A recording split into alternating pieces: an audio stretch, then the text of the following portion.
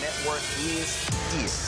Hold no punches. I'm real revolutionary right now. Support this man, Black Media. He makes sure that our stories are told.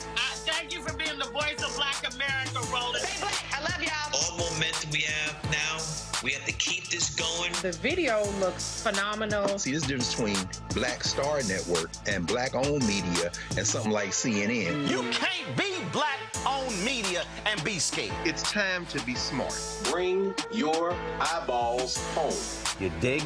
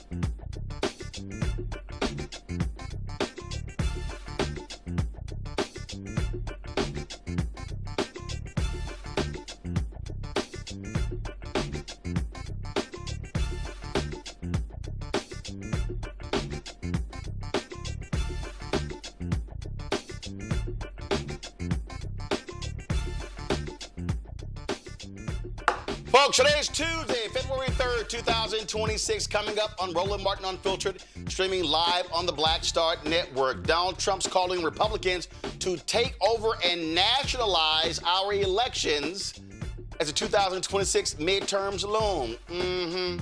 Yeah, every House seat 35 Senate seats on the line. History shows the states couldn't be higher.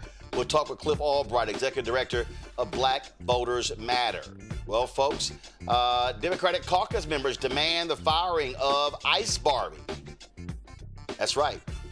Noem will show you what happened today at their news conference. Former Texas Congressman Colin Allred taking shots at State Rep James Talarico, calling him allegedly a mediocre black man. He'll join us to discuss that U.S. Senate race and their conversations. We'll take a look at a new report on black workers facing higher unemployment than the overall workforce.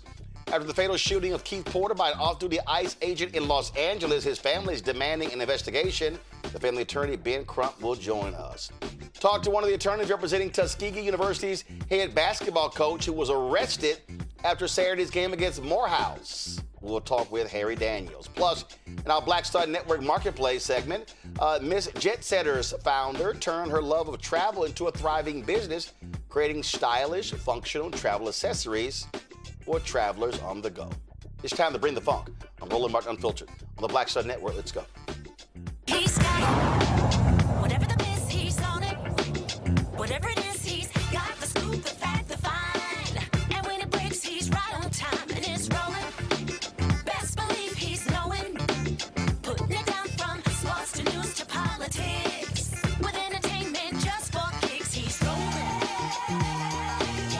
It's on go, roll, y'all. It's Roland Martin, yeah. Rolling with Roland now. He's funk, he's fresh, he's real, the best, you know he's Roland Martin now.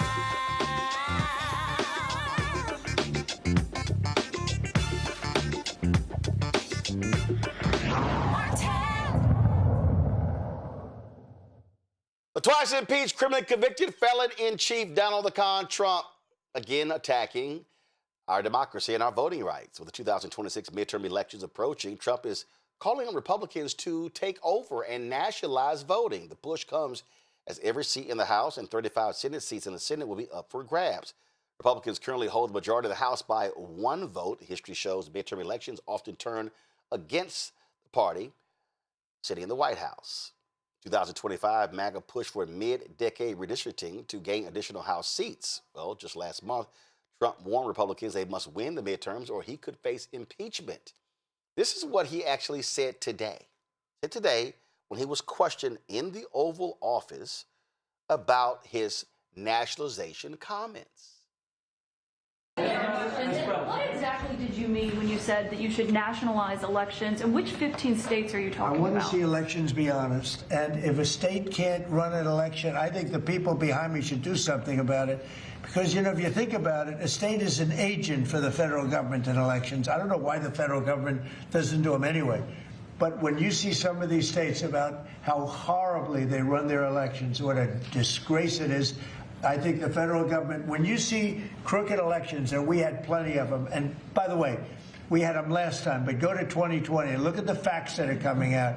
Rigged, crooked elections. If we have areas, take a look at Detroit, take a look at Pennsylvania, take a look at Philadelphia.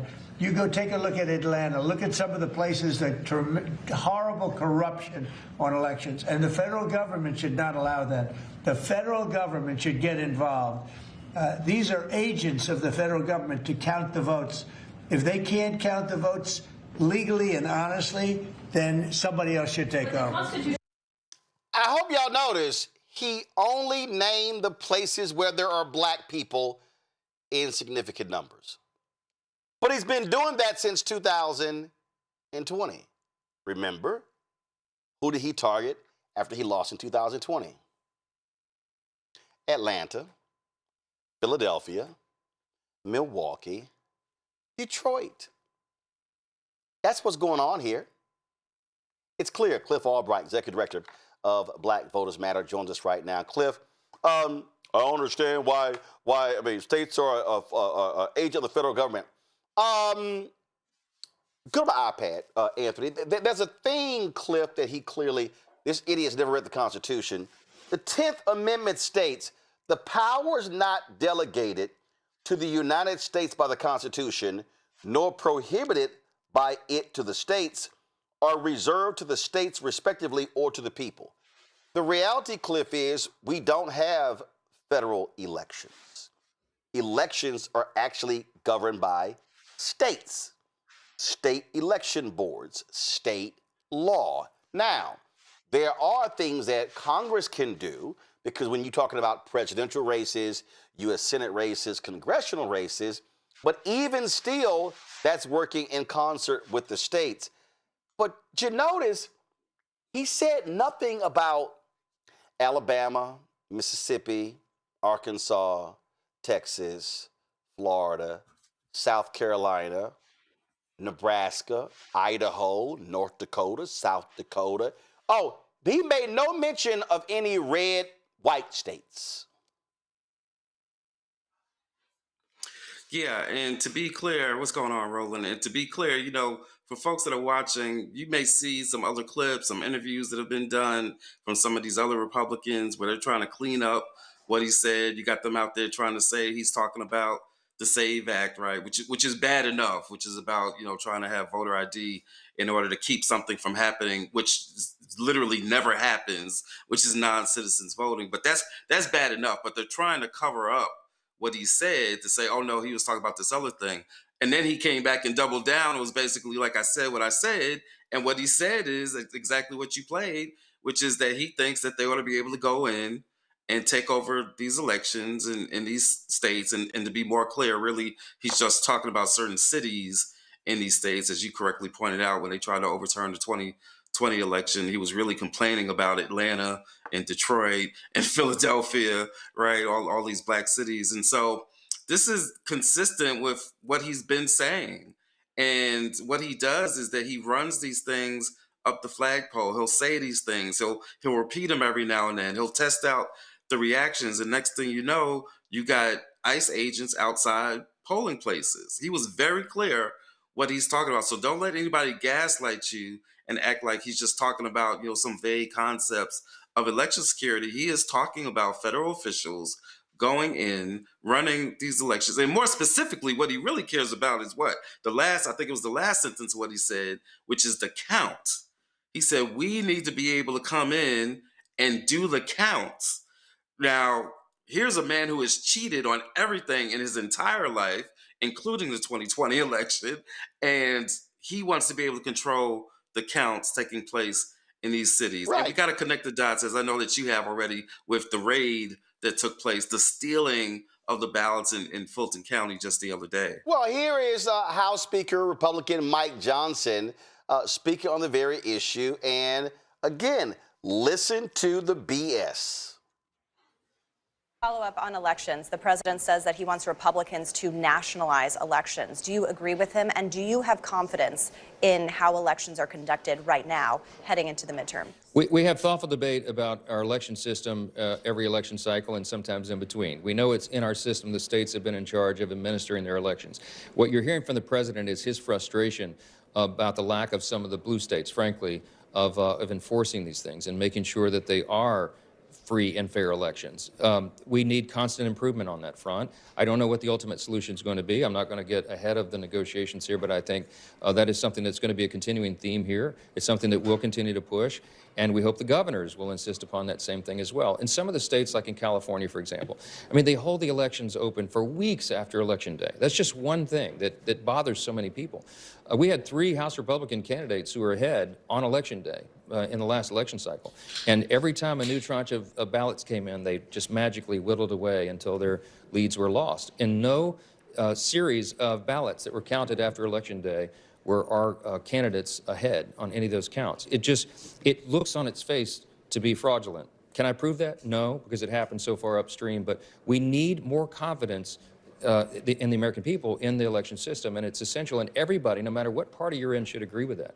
The mass mailing of paper ballots or mail-in ballots and all the other irregularities that have haunted us over the last couple of cycles, we need to tighten that up. Now, the red states have done a lot of good work in that front, but it's the blue states that I'm frankly concerned about. So we'll see how the law is modified and what's changed, but I hope we can get consensus to get that done. Yeah. Oh, so he's only concerned about the blue states, and when he complains about this, Cliff, first of all, he's a liar.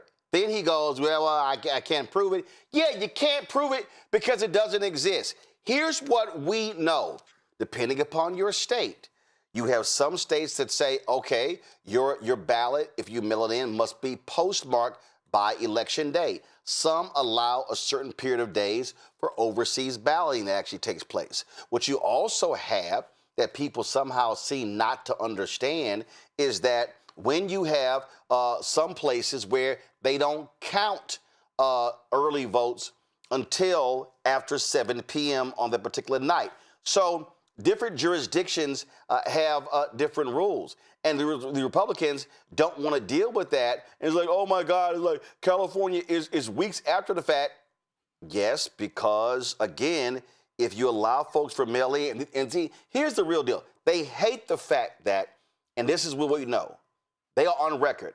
If more people in America vote, they stand a higher chance of losing. They want fewer people voting, Cliff. Clearly, and I wish I had $1 every time one of them was caught on camera or some recording somewhere admitting as much, hoping that the weather is bad, hoping that, the voter ID does what it was designed to do in order to keep Democrats writ large, but more specifically Black and brown voters from being able to vote. Like, they've been very clear about what it is that they're trying to do. And in fact, if you listen to what, in that clip, what Mike Johnson said at the very beginning, where he's talking about the states having jurisdiction over these elections, and he says the states have been running these elections. He doesn't say the states are. It doesn't say the states are supposed to. He doesn't say that the states are going to continue, right? He says the states have. I mean, he has not taken off the table doing exactly what it is that Trump wants him to do, right? Which is to try to federalize, to nationalize, or at least to excuse and turn a blind eye when Trump tries to do whatever he's going to try to do. And so this is a very serious situation. But we've, as we always say, we've got the power to do something, right? As voters, as organizations, as journalists like you. But we also need folks to be having folks who have elected power in some of these states, especially the blue states that they're targeting, to be very mindful, right? To not wait for November, whatever, and then be surprised if there's some attempt to try to federalize these and nationalize these elections. We need them to be taking some steps right now to prepare for that. Whether it's steps like, what some of the states are doing now.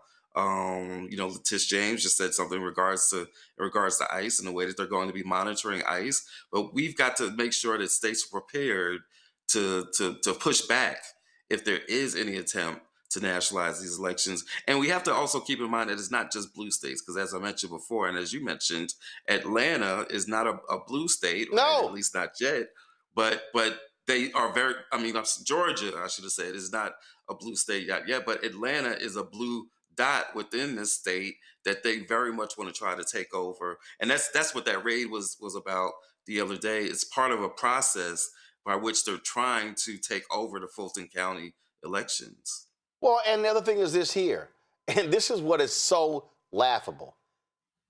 There were many Republicans and Democrats on the ballot in all of these states. Mm-hmm. The only candidate, the only person who is whining is the person who lost in 2020.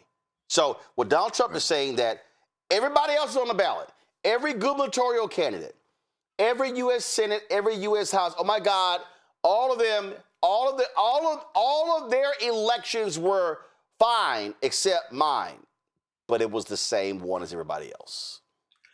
And we have to remind people, again, Mike Johnson says, can I prove it? No, but, like it's not something that's been investigated. The last election was one of the most recounted, audited, I'm sorry, not the last election, 24. That needed to be, we needed more audits in 24, but that's another story. But the 2020 election was one of the most recounted, audited elections ever, right? Even here in Georgia, 3 separate accounts, machine and by hand. And yet, they never, and keeping in mind that all this stuff that he's saying, oh, take a look at Georgia, take a look at Pennsylvania. Guess what? They've been looked at. The courts looked at them. He had like 60 cases where courts were looking at them, and every single one where they asked for some evidence of what he was talking about, there was no evidence, right? Rudy Giuliani facing all kinds of lawsuits because he was out there running his mouth, claiming that some stuff happened that absolutely did not happen, that they had absolutely no evidence for. So all of this has been looked at. And for Mike Johnson to act like this is just, something that there's no history of, no documentation of, that hasn't been, litigated, is just, if Mike Johnson's mouth is moving, he's lying.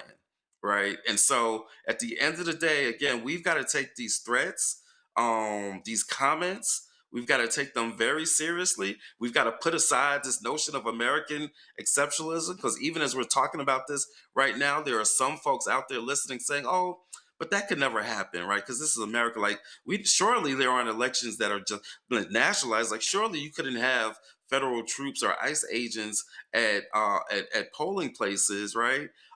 There's still, even after everything that we've seen, there's still some of us that, want to believe that there are certain things that could not happen in this country, in spite of everything that we've seen, and not just everything that we've seen recently, but in spite of our history in this country, ever since we've been here, and particularly in the ways that Reconstruction was ended. You had Black elected officials that were literally dragged out of chambers, who had been elected to these chambers, right? And so we need not confuse ourselves and think that something like this, something like what he's proposing, couldn't happen here.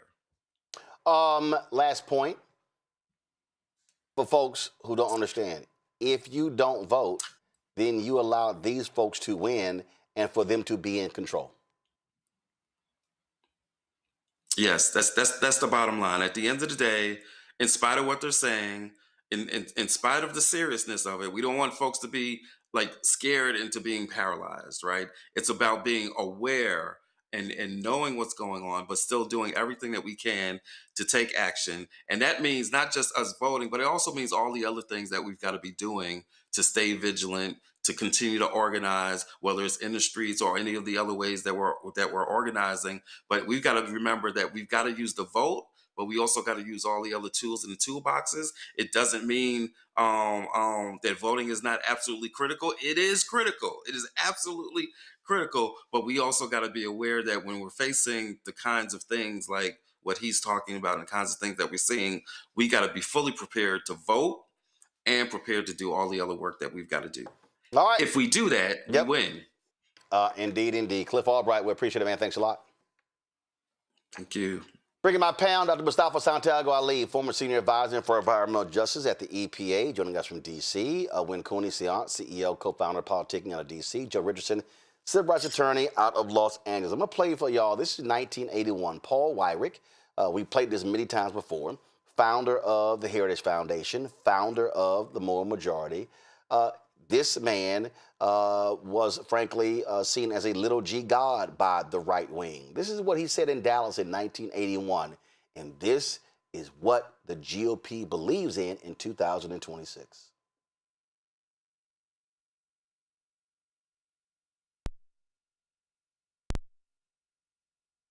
The goo-goo syndrome. Good God. No, come back to me. Come back to me. Let me set it up. All right, the cable should now be straight. Let's go.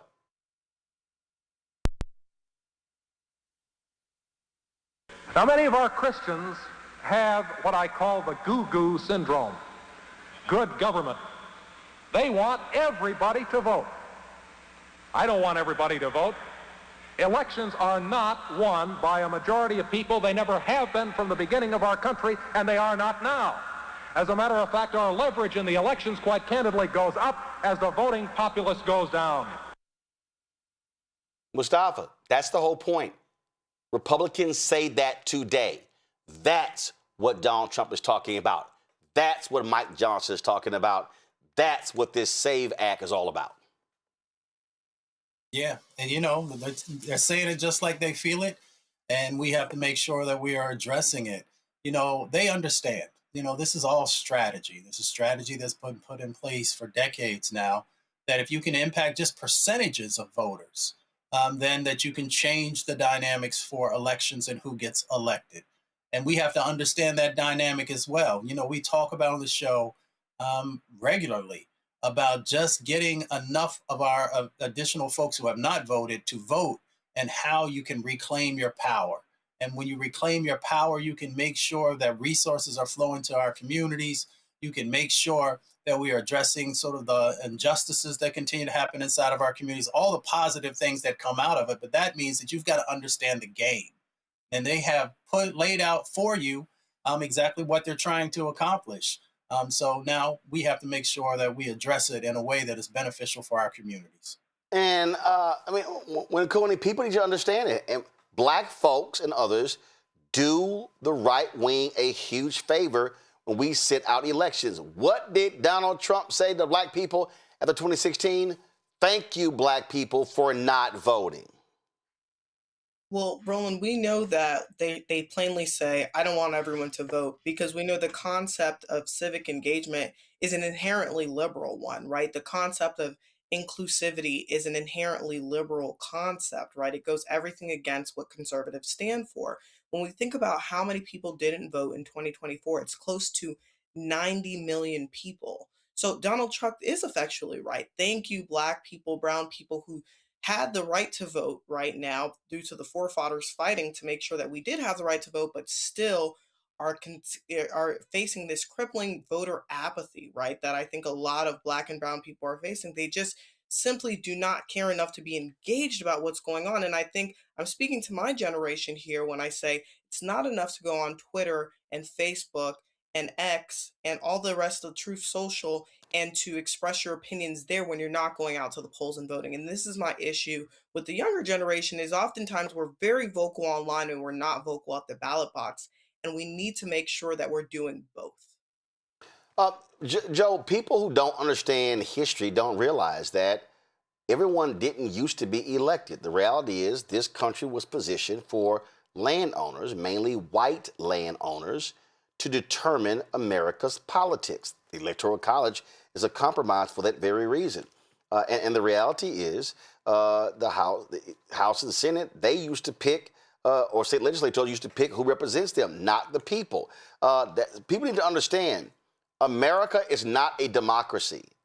America is a republic. And the difference between the two is a republic is we vote on people to represent our interests versus direct. Republicans hate democracy. They hate it. We have examples, Ohio, Utah, Michigan, where the voters decided on bills and they were like, yeah, we can overturn the will of the voter. We don't care. These were state constitutional votes, and they said, nah, we think differently. They overruled the will of the people. Yeah, I mean, we we never were democratic in the truest sense. And that's what makes it really important for us to all vote, because they know that even with this imperfect, not totally democratic system, if we all vote, they will still lose. They know that. They said it out loud for many, many years. And so when the Electoral College is flooded, where state by state, everybody that can vote does, and people get off the bench and get in the game and vote, then folks win that Republicans don't necessarily want to win. That's always been the case. So the game has always been to keep people from voting and let's become even less democratic, right? So that those of us that are landowners, that are white male, that are, that think a certain way, that look a certain way, that talk a certain way, we get to make the decisions. They're scared to death, as you say in your book, because they're getting ready to be outnumbered. And from an opinion standpoint, from a policy standpoint, they already are outnumbered. Most Republican parties' policies are less popular, okay? They're less popular. They're not getting more popular. They're even finding a way to screw up immigration, which was supposedly their issue. They're actually losing on that. They're underwater on that.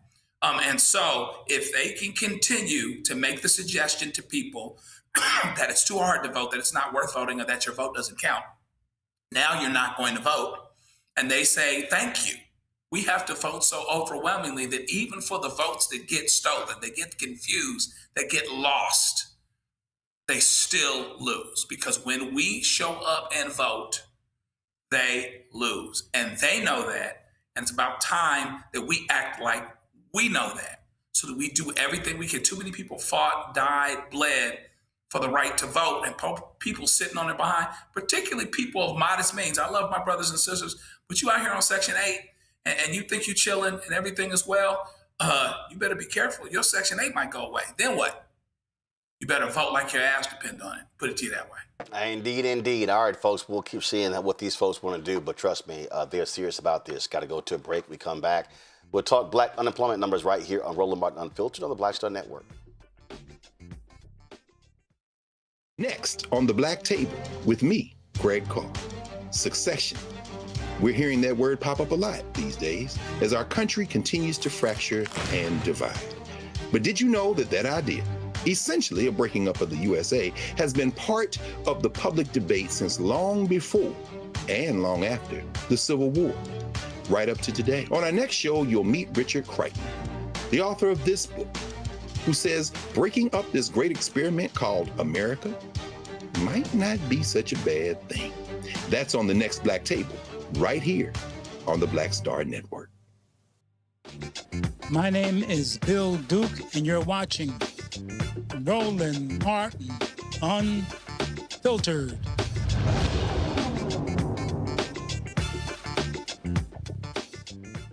Black workers are experiencing higher unemployment rates compared to the unemployment rate of all workers. That ain't nothing new. The Joint Center for Political and Economic Studies conducted an analysis using Bureau of Labor Statistics data that shows the inequities faced by black workers in 2025. Employment disparities have increased due to major policy shifts since Donald Trump's second term began. The federal hiring freeze, government workforce reductions, and the rollbacks of DEI and affirmative action policies have severely impacted black workers. Dr. Gabrielle Finney, the Joint Center's senior policy analyst, joins us right now. I'm glad to have you here. So what really jumps out to you the most for this? Go to my iPad, folks. You'll see it right here. It's Joint Center for Political and Economic Studies Workforce Policy Job Day Analysis 2025. Y'all can go to their website, jointcenter.org, to check it out. All right, so what jumps out the most for you? Yeah, a lot of things jump out. And like you said, it's nothing new, but it very much is alarming. In 2025, the black unemployment rate reached over 8%, which is the highest in 4 years. What was it? What was the lowest under Biden? Because the lowest black unemployment ever recorded happened under President Biden. So what I do know on my list of stats here, I have the highest unemployment rate in 2023 was 6%. Got it. Okay. I'll pull the number. Go ahead. All right. So going back to some of those highlights again, looking at the highest unemployment rate for black women was 8%, which was in November. And for black men, it was 8.4%. Looking at the average unemployment rate for young black workers, it increased from 13.2% in 2024 to 15% in 2025. And I would also like to add those 2025 numbers only include 11 months of data, and those 2024 numbers include all 12 due to the government shutdown. We don't have October data. So also another highlight, the 8.2 unemployment rate for black workers in November was the highest monthly unemployment rate for any racial group during any month of the year. So again, we haven't seen consistently high unemployment numbers like this since 2020 and 2021. And if these black numbers were seen nationwide, it would undoubtedly be considered a recession. You look at this chart right here, the lowest ever, it fell under 5% to 4.7%. under President Biden. So the reality is it was 4.7% and as lowest under Biden. Donald Trump, 8.2% in 2025. Again, like I said, we know there's always been some greater disparities for sure. But when we're looking at these numbers and looking at the reality today, it is very much alarming and eye-opening. It definitely needs to change. I saw this one loudmouth on Yahoo doing a video saying Donald Trump has never targeted black people. That's a lie. The reality is black people were indeed targets of Donald Trump, Elon Musk, and Doge in 2025. That's just a fact when you look at the numbers.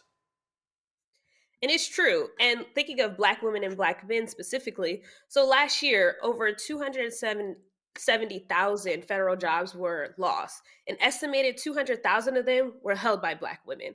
So again, going back to the targeting, those different impacts definitely had disproportionate impacts for Black workers specifically. Those policy changes, again, directly impact. And it's strategic and it's very deliberate as well.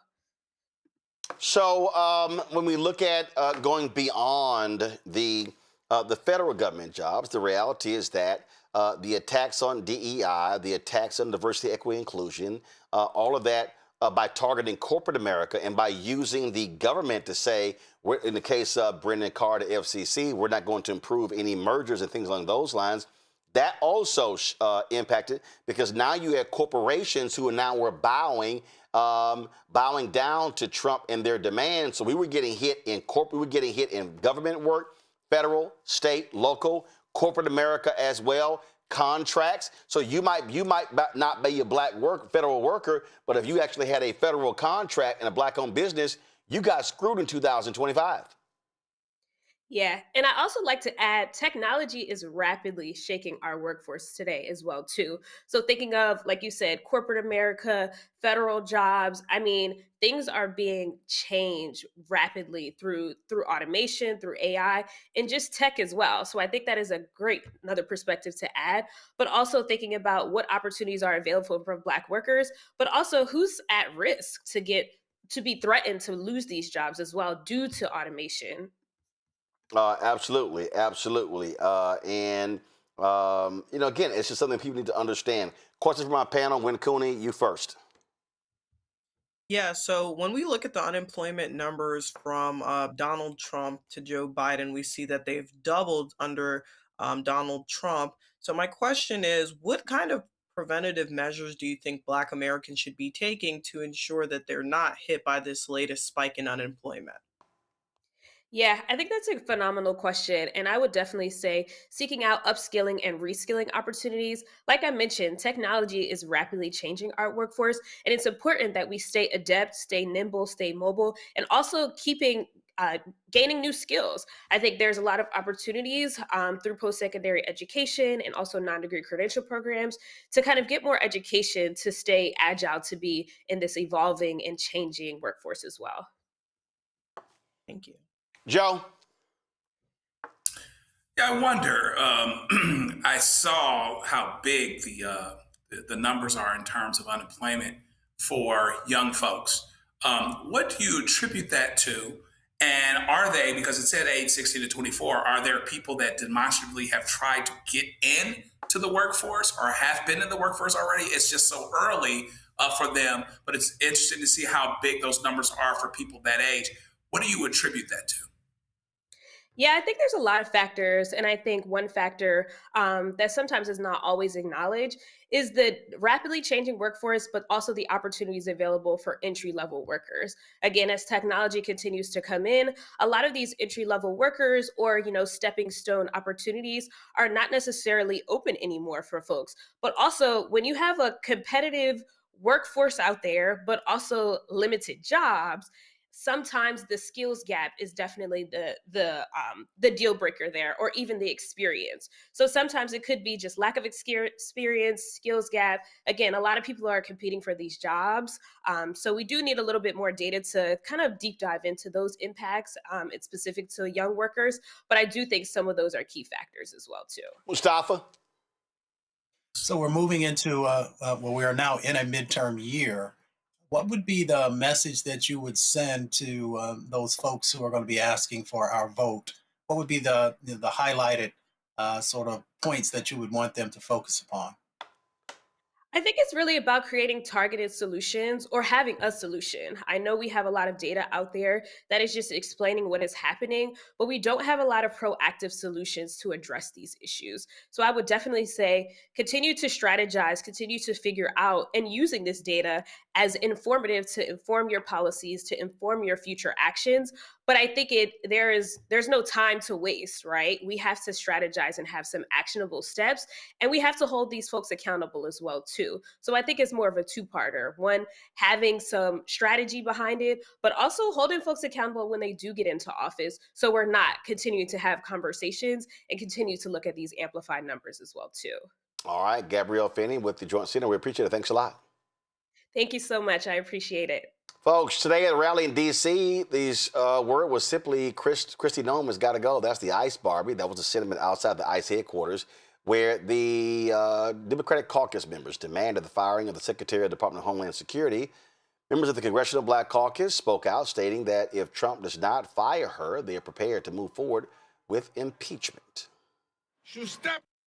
Like so many Americans, we are outraged by what we continue to see in our American cities on our streets daily.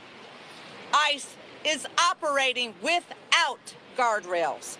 We have seen violence, chaos, and lawlessness in Minnesota, in my state of Georgia, and in communities across America. It cannot stand. We have watched our neighbors terrorized and brutalized, and we have seen innocent Americans killed in cold blood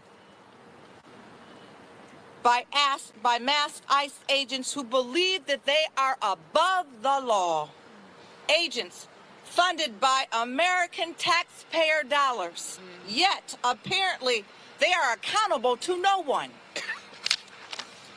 Let's be clear. The presence of ICE in our communities is not about public safety.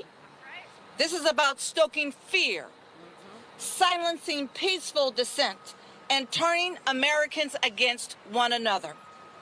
This is a direct attack on civil rights and due process to target communities of color, instilling fear in Black, Latino, Asian, and immigrant communities, and anyone who dares to speak out against the Trump administration. Kristi Noem has refused to provide Congress or the American people with the transparency and the justice that we and the families of those murdered by masked agents deserve and demand. This depravity starts at the top, and she must be held accountable. She must resign or face impeachment. Let's go! The Congressional Black Caucus and House Democrats will not back down. We are not backing down, and we will continue standing with our communities because they deserve that and so much more. And to our neighbors who have chosen to protest peacefully, stay strong, stay peaceful, and rise above the chaos. The right to protest, to speak out against injustice is fundamental to our democracy. It's protected by our Constitution. We do not exaggerate when we say we have schools where 2/3 of the students are afraid to go to school. We do not exaggerate when we say we have people who are afraid to go to the hospital because our hospitals have occupying paramilitary forces.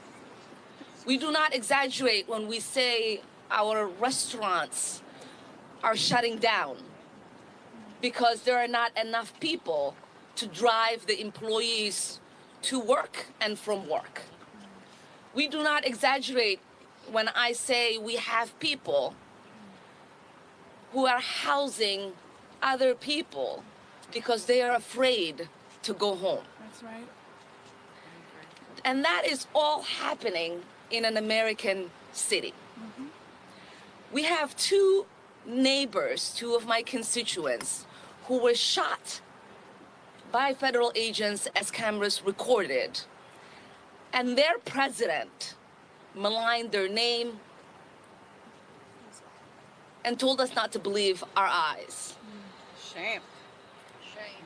When we say it is time for Kristi Noem to go, we mean it now. Let's go. Let's go. When we say there needs to be accountability for the architect of the terror we are facing in Minneapolis and so many other cities, which is Stephen Miller, we mean we need accountability for him now.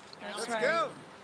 So thank you all for being here. Thank you for joining the call to get ICE out of our cities, for us to dismantle this department that is not just rogue, but unlawful. And yes, obviously, if Kristi Noem does not resign and the president doesn't fire her, Democrats are ready and willing to impeach her. And you may not know my name, but Kristi Noem sure does. All right. Because this administration is trying to put me in prison for 17 years for standing up to the department she leads, for standing up to ICE. Because that is what this administration does. I represent communities in New Jersey that live in constant fear. Families too terrified to step outside, send their kids to school, go grocery shopping, or take a trip to the doctor because of the harassment of ICE and Homeland Security. And when I stood up to protect them, this administration came after me. Yep. Secretary Noem tried to shame me, she tried to embarrass me, and she tried to smear me. Wrong. But I am not ashamed of doing my job and protecting the people. Kristi, this is for you. You ought to be ashamed of yourself. That's right. You pretend to be tough. You stage pictures with agents. You call citizens domestic terrorists. And you gleefully terrorize our communities because you are a coward. You are a liar, and you are a threat to the safety of our communities. That's right.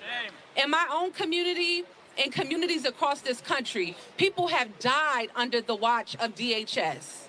And I have seen with my own eyes the brutal cruelty of the ICE facilities that she has tried to keep us out of, that she is trying to hide from you, the American people.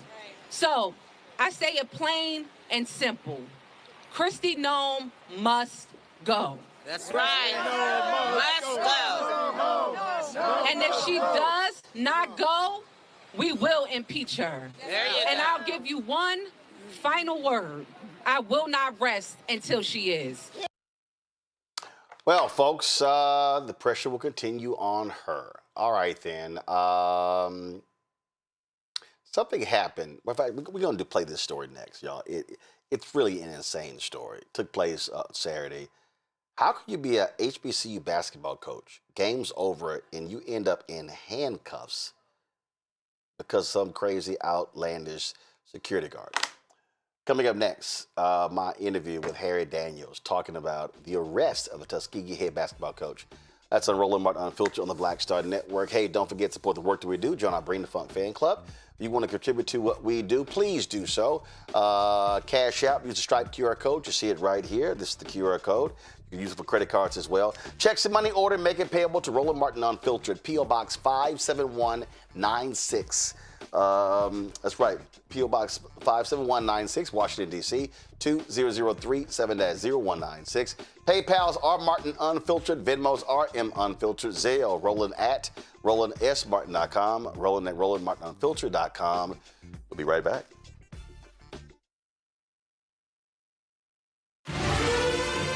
Violent white supremacy is, quote, the most persistent and lethal threat in the homeland. The greatest terrorist threat to the homeland is the homegrown violent restraint, including hate crime committed on behalf of some kind of white supremacist ideology. They are coming after everything in Black America. MAGA and Donald Trump are specifically targeting Black America. They are going after the money. Attack Black Lives Matter. Attack critical race theory. Attack woke, DEI. MAGA wants to defund Black America. This is a perfect example of their desire to completely degrade and de-emphasize Black people.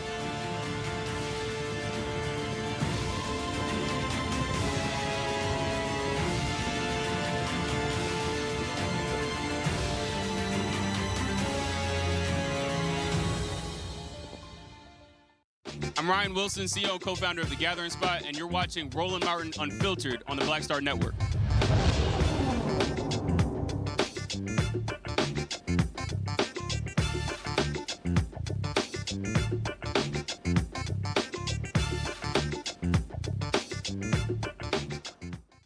Folks, crazy thing happened at Morehouse over the weekend. Earlier today, it was just crazy story, y'all.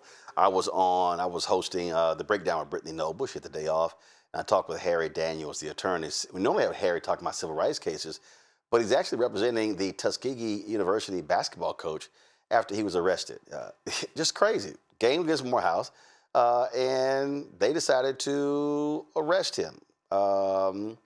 Here's the video. This is the video of what took place at Morehouse. Unbelievable. Roll it.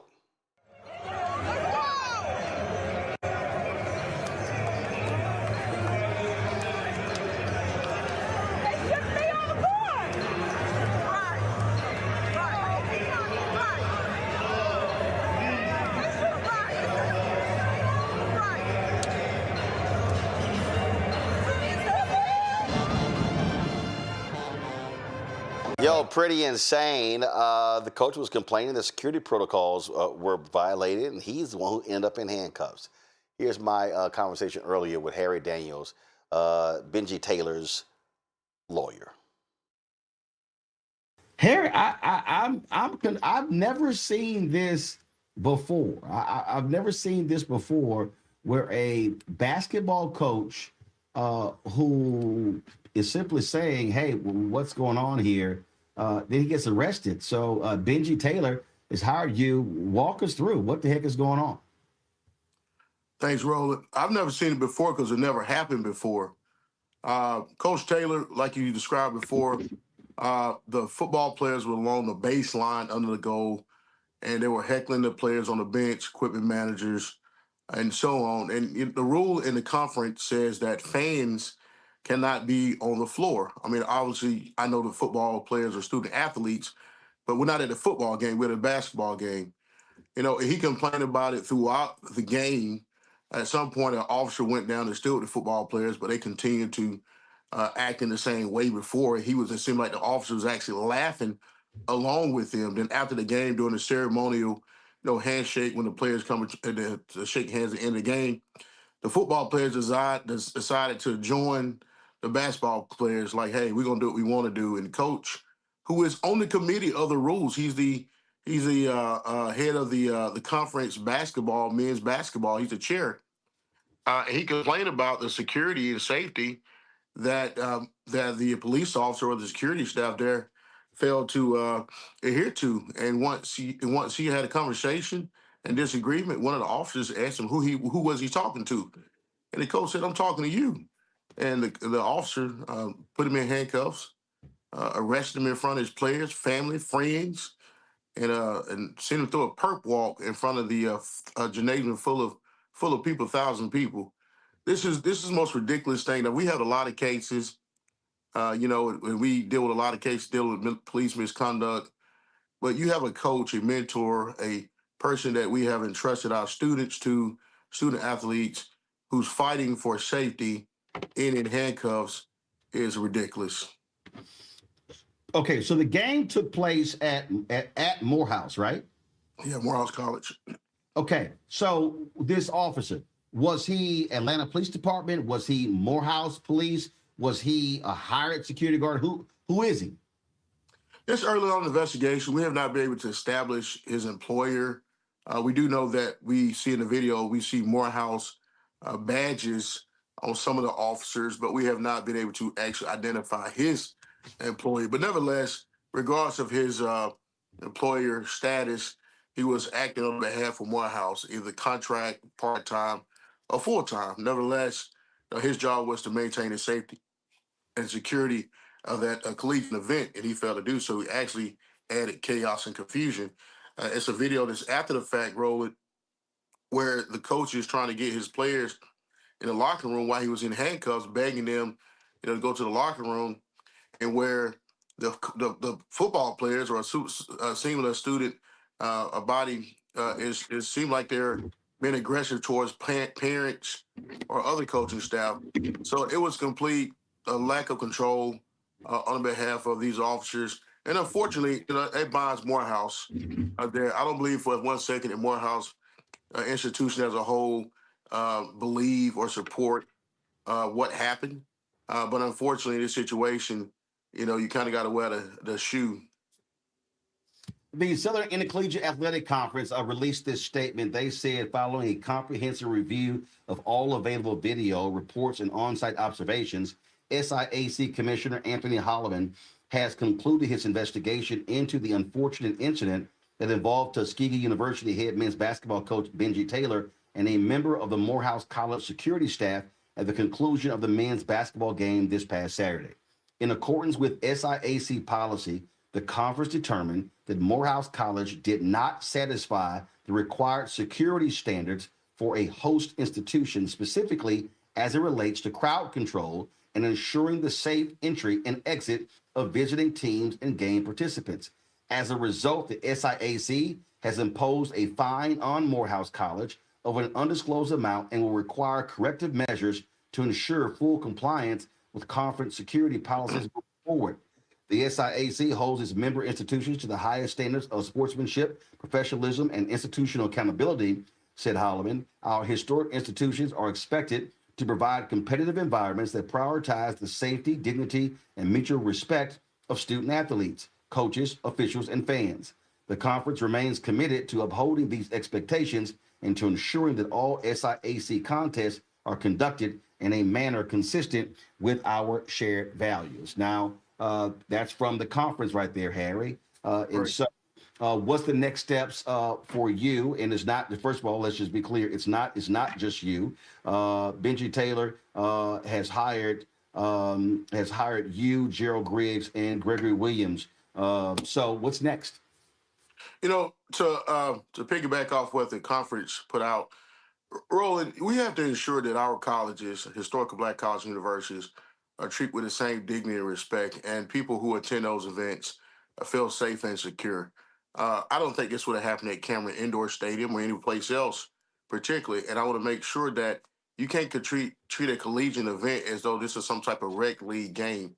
You know, you have people there in place to ensure safety, and it was not adhered to. So I want to make sure that this is a message is sent to ensure the safety of students, first and foremost, paramount, student athletes, coaches, fans alike, no matter the venue or setting that you're in.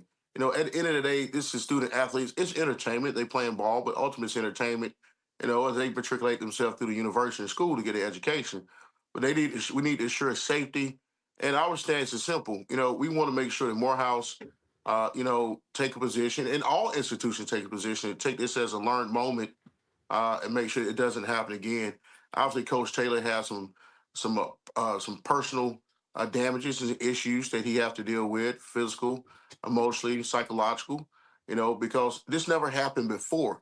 This could have adverse effect on his career moving forward, because he's forever going to be known as a coach who was arrested on the floor and paraded before his team and a whole gymnasium. That never happened before. So we have to deal with that issues. Obviously, hire our services to help resolve that issue. But nevertheless, the overarching thing that we want to get done is make sure that our players, coaches, and our HBCUs are treated fair and equally like anybody else. And that's what we plan on. Well, the officer claimed that Taylor was very aggressive and the aggressor. Well, guys, roll a video. Anybody who watches this video, and I played it back, and I was like, I mean, you can tell the officer had attitude. Guys, roll a video. You can tell the officer had this little attitude, and you see him, you see him pointing, you see the officer. Oh, no, roll it. Guys, you're late with the video. Just roll it back. Roll it back.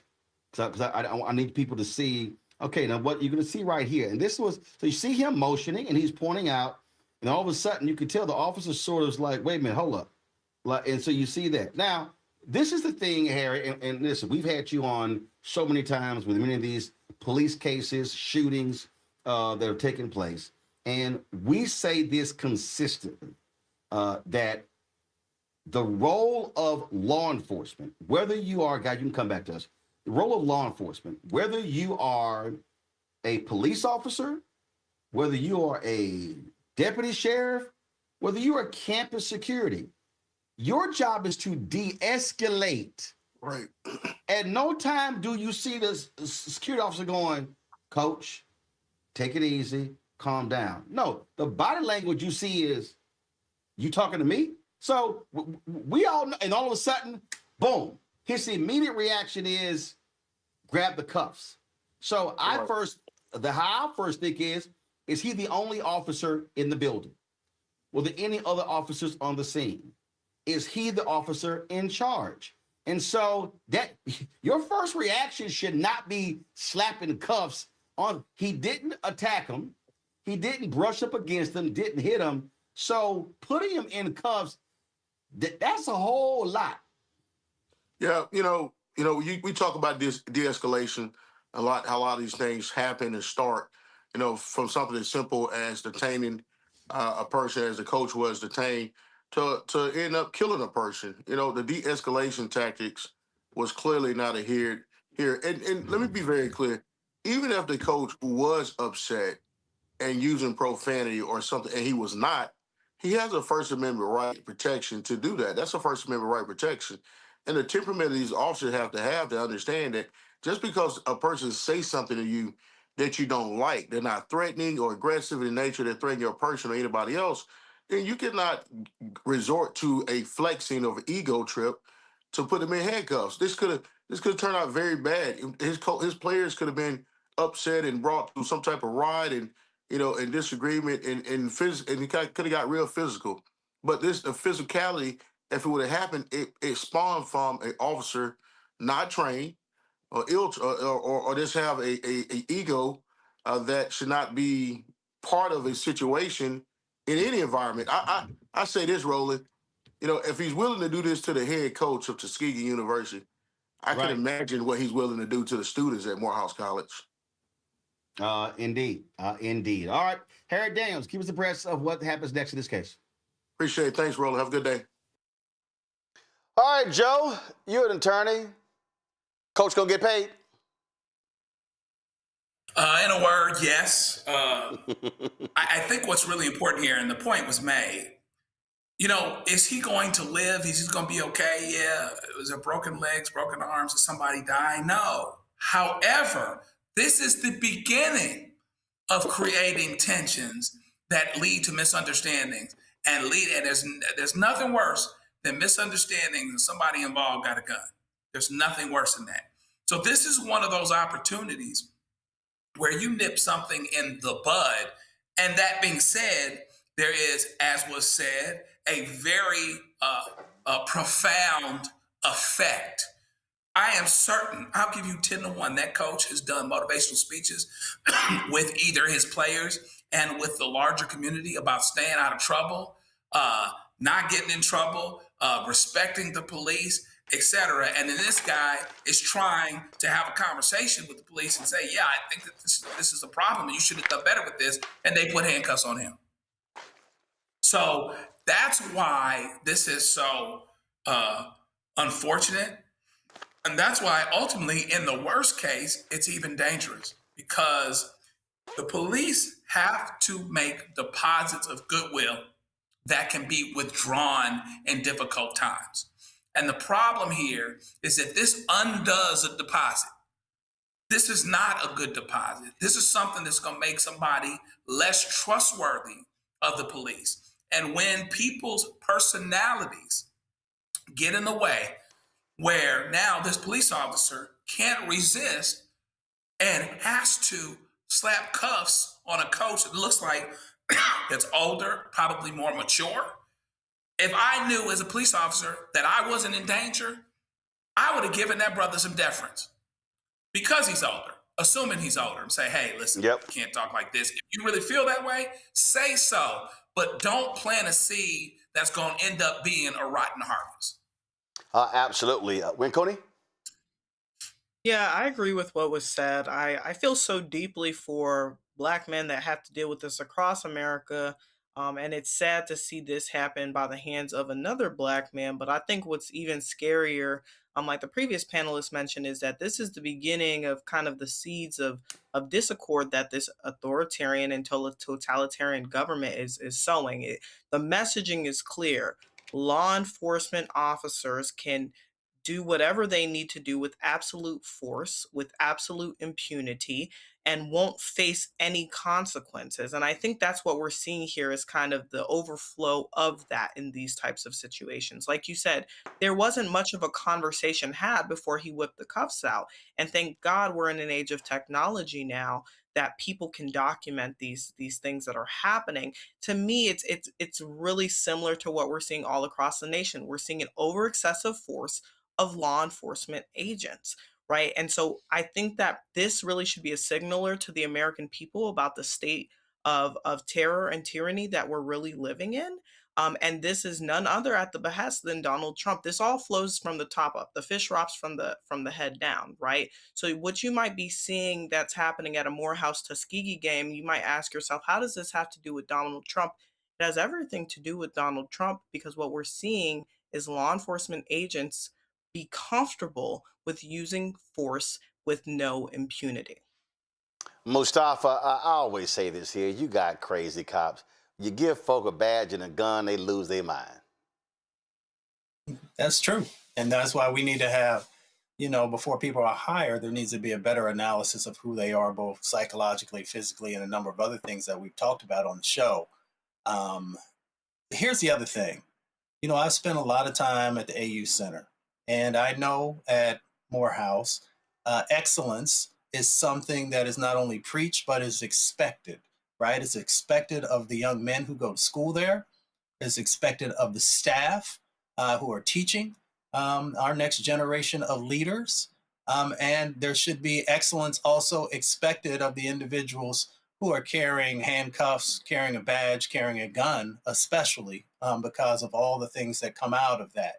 So when we talk about Black excellence, we've got to make sure in totality that everyone who is a part of our community, everyone who has a role that they're playing with our young people, that they are living up to that. And if you are not living up to that, then you probably need to find something else to do. All right, folks, hold tight 1 second. We come back. We'll talk with former Congressman Colin Allred. A little dust up with the campaign. Texas State Representative James Talarico is running for United States Senate. We'll talk to him next about it and also share with you a response from the Talarico campaign. You're watching Roland Martin Unfiltered right here on the Black Star Network. They said the quiet part out loud. Black votes are a threat, so they erased them. After the Supreme Court gutted the Voting Rights Act in 2013, Republican legislatures moved fast. New voter ID laws, polling place shutdowns, purges of black voters from the rolls. Trump's Justice Department didn't stop it, they joined in. In 2018, his DOJ backed Ohio's voter purge system, a scheme that disproportionately erased black voters. Their goal, erase black votes and political power. Yeah, that happened. These are the kinds of stories that we cover every day on Roland Martin Unfiltered. Subscribe on YouTube and download the Black Star Network app. Support fact-based independent journalism that centers African Americans and the issues that matter to our community.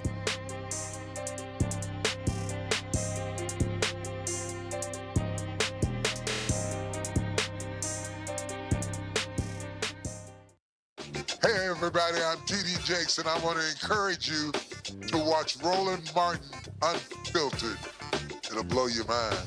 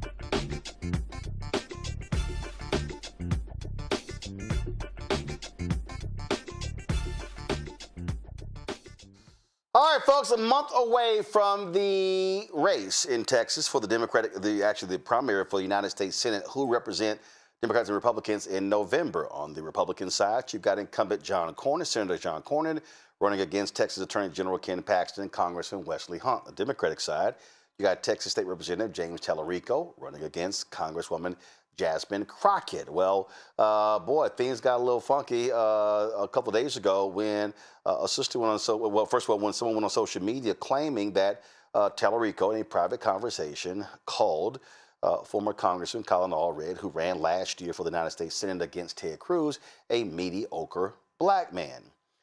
That got social media abuzz, and then Colin Allred dropped this video on social media. Morning, everybody.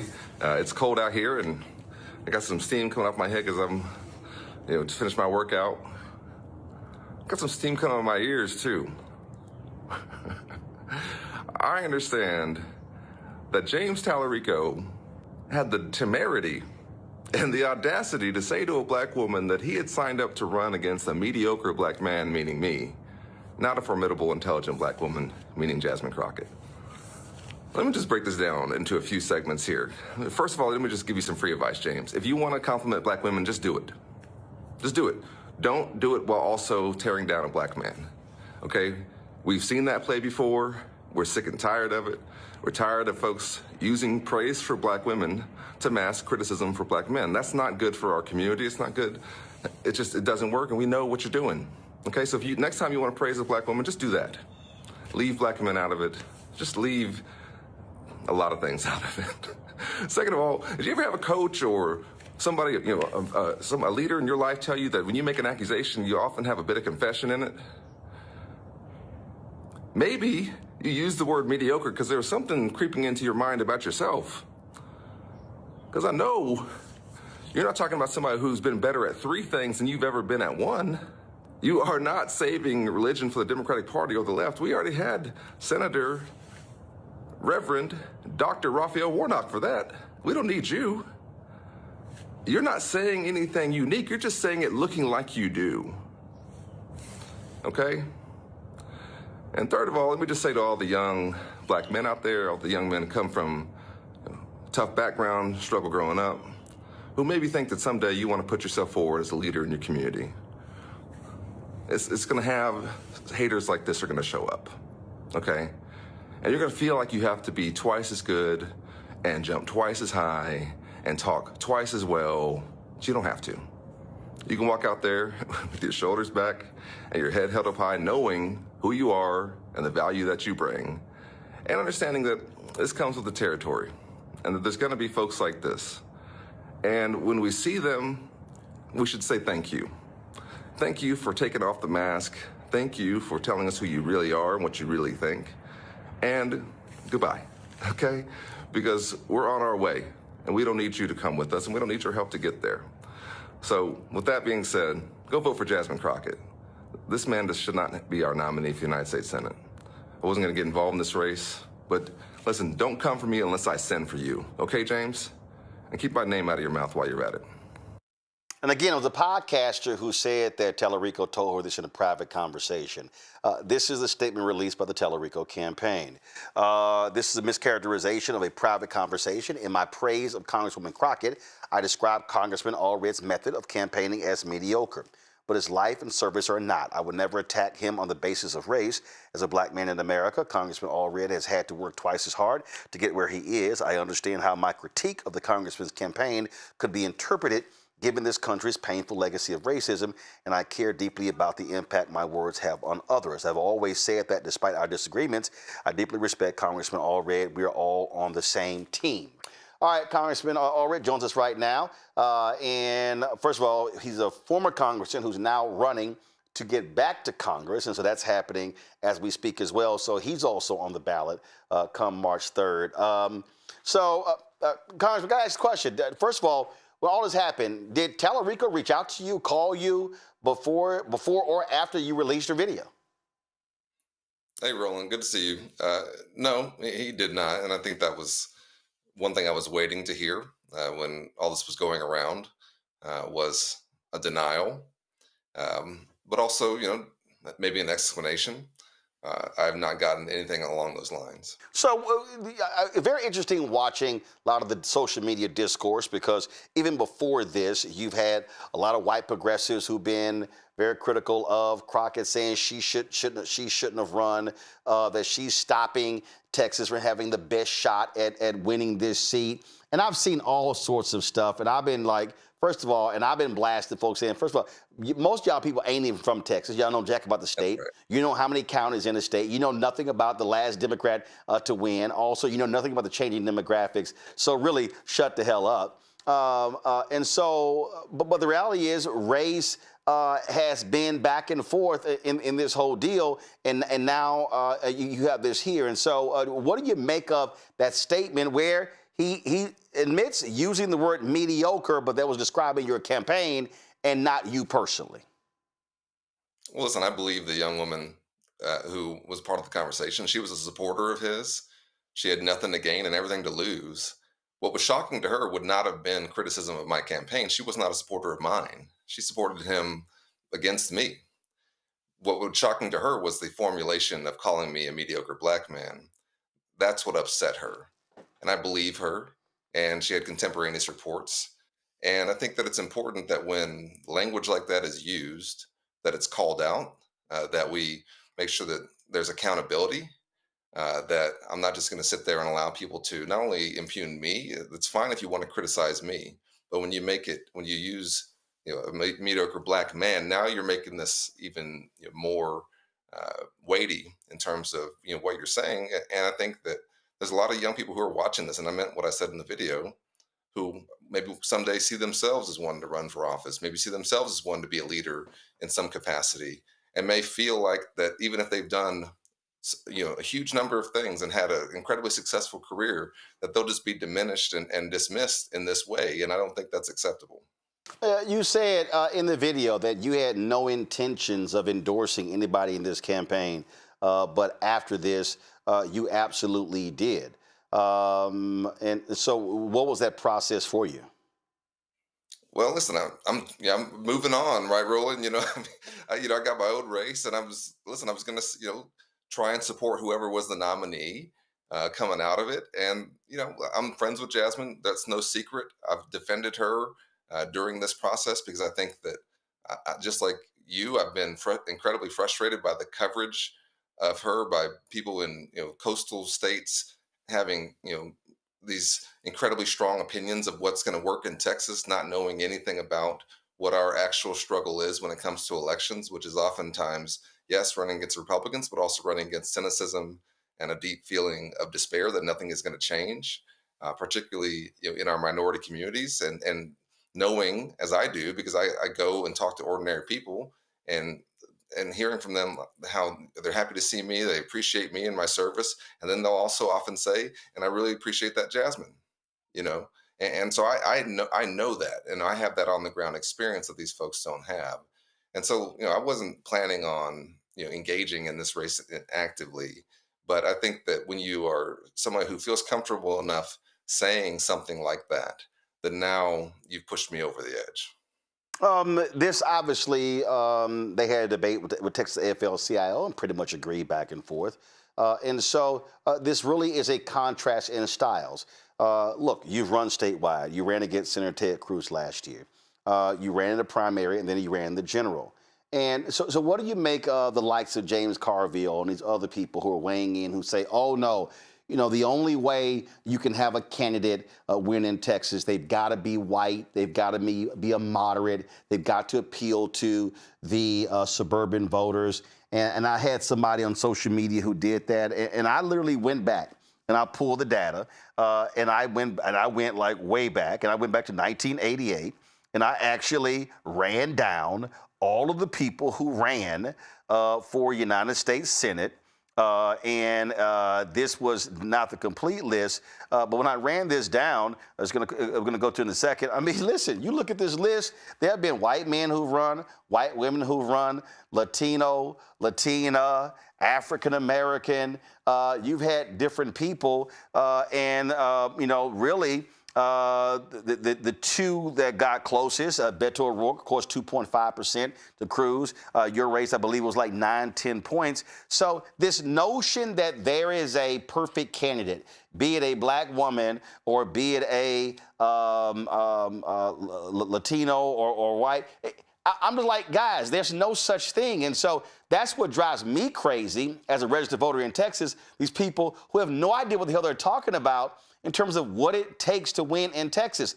The problem in Texas is that it's 60% minority, yet 60% of those who vote are white. It is an unregistered, unorganized, non-mobilized state. That's right. And, listen, our issue in Texas, as you said, is that we are disproportionately young in addition to being a majority minority state, right? So it's a dual factor, right? So we know that young people vote at a lower rate oftentimes, and we also have whole communities where we're seeing much lower turnout, and particularly our urban centers, which are our fastest growing places, are increasingly diverse, and increasingly we know that they need we need to do a much better job of turning folks out in those centers, right? And so there's no exact formula on how to do this, but I wish that people would quit being so certain about what they know that must be, right?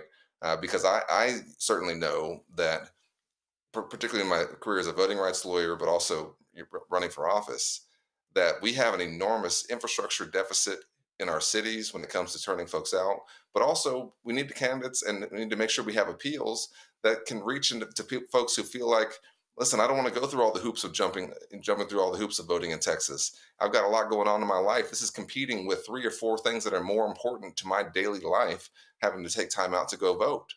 And so that's why, to me, I think we do have to do both. We do need to try and persuade, some of the folks who are feeling, let down, or this is not what they wanted in terms of the Trump administration. But in Texas, our challenge is different than it is in a state that's been organized for decades and it's been a competitive presidential campaign coming through. We've not had that. This is not Ohio or Florida, even states that were recently competitive at the presidential level. We've been completely undeveloped. And so the certainty of it is interesting to me, particularly for people who are not in the state, haven't been to the state, or don't have been here recently. You can have an opinion, but the certainty is something that I find to be kind of interesting.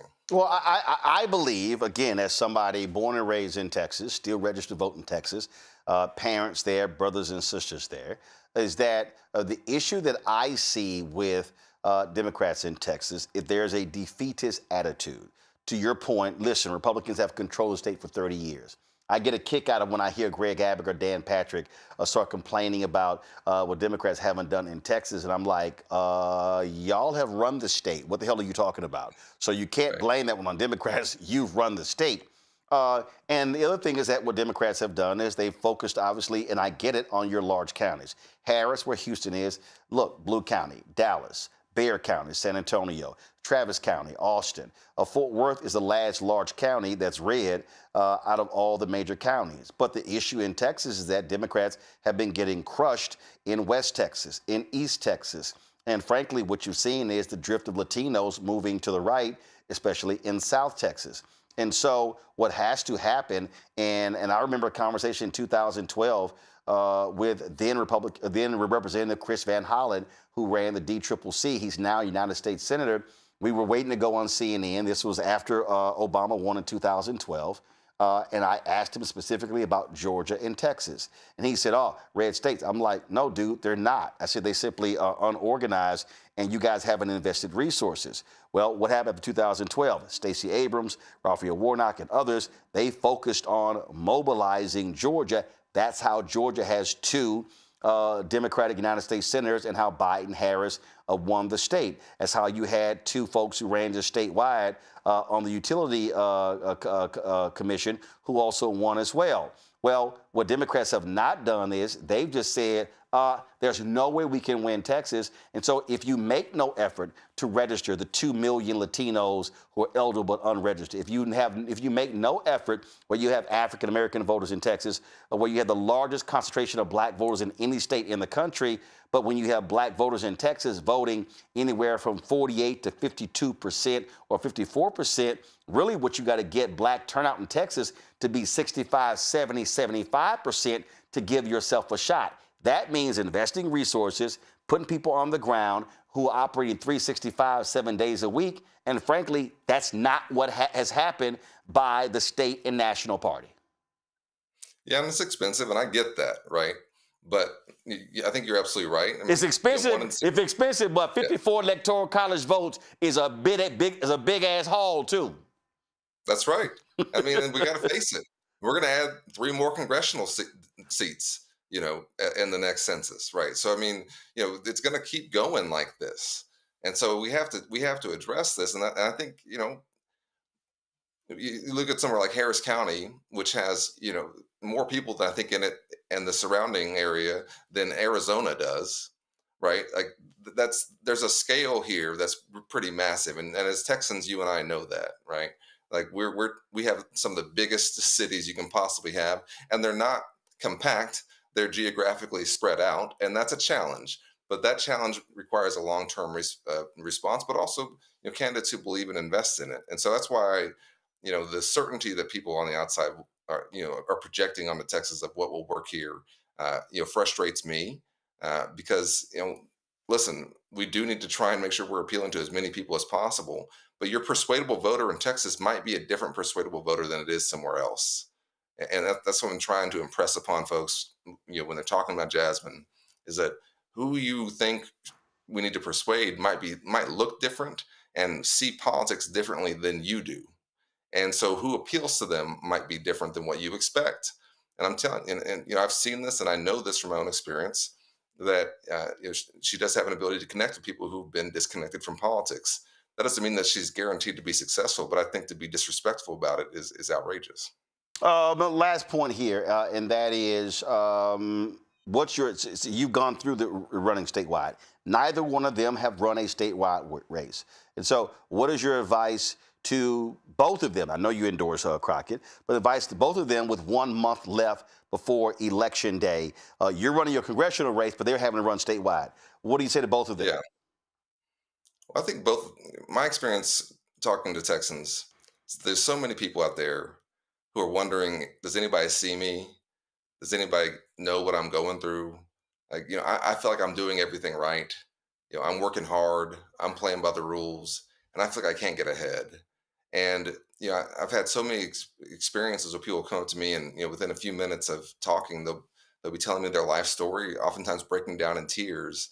And I think there's a hunger out there for people who will speak directly to this moment that we're in, which is not just, it is economic, of course, but it's also a values-based thing. Do you understand what we are going through? That this has been, especially coming out of COVID, an incredibly difficult time, and that we are afraid that our communities are being terrorized by this administration, that we see on TV, these folks who are openly corrupt, and they're doing fine and we can't.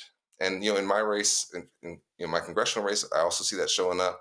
I'm running against somebody who's one of the top stock traders in the country. I never, traded stocks when I was in Congress for 6 years. And I think it's immoral and unethical, in my opinion. But it's also something that shows up when I would talk to people in, these diners and in restaurants. I'd talk about, Donald Trump's corruption. They'd throw that back and say, what about the corruption in Congress? And they're absolutely right.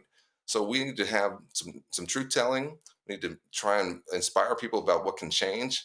And I think it has to start with showing that you see and hear and understand what some of our communities who are really going through a sense of almost despair are experiencing, because that's how we'll turn them out to vote, but that's also how we'll shift our policy to be around working people in Texas.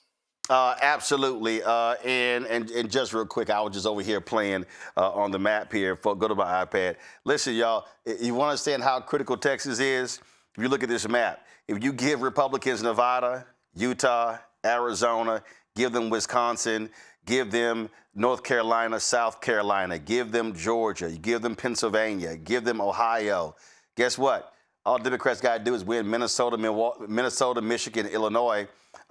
You win Texas with the 4 electoral college votes, you get 274. So that's how so bottom line is, Democrats win California is 54, but when you concede Texas and Florida to Republicans, that's 7 electoral college votes right there. And so that's the message that, frankly, I would say to any Democratic leader. If you actually want to win, you got to put the money in there. And we're talking about, and I said it, I've long said that you got to look at putting $100 to $200 million into a state if you want to transform it, because you got to hit all parts of a massive state with 254 counties. And so you got these Democratic billionaires.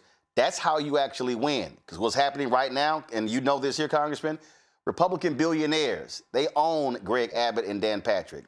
They own Ken Paxton. They are pushing out millions of dollars to protect their interests, and that's how you win states like that. You don't win it on a hope and a prayer. You win it through investment. Yeah, you got to have the investment. That's right. And they're, like you said, they're billionaires. They know what the return they're getting on their investment. So, all right, Congressman Colin Allred, good luck in your race March 3rd. Thanks a lot. Thanks, Roland. I'm going to my panel here. It's been very interesting watching when Cooney, I'm going to start with you, this whole back and forth. And I have been saying I've been responding to a lot of different people, to a lot of these white progressives. I've been saying, y'all need to shut the hell up.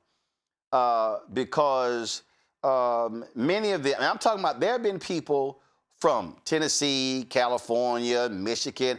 I had some dude from Australia. I'm like, none of y'all don't know a damn thing about Texas. I'm like, so how all of a sudden are y'all Texas political experts and you know how to win the state or what is required to actually win the state? It's some of the dumbest stuff I've ever heard, and it makes no sense. And here's the deal. If you are a Talarico supporter, good.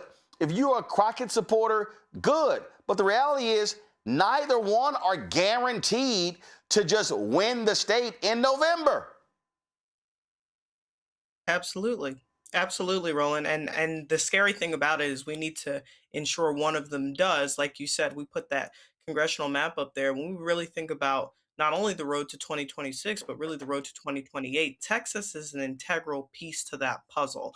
I think a lot of people are overlooking Texas as just a legacy Republican state. But like you said, Texas is slowly changing. You know, it's not the bastion of Republicanism that it once was. So I think we really have to critically consider this. And to Congressman Allred's points, I think it's really interesting and even rich to hear, James Talarico call someone a mediocre Black man. I think it's when you think of the trope, I wish I had the confidence of a mediocre white man.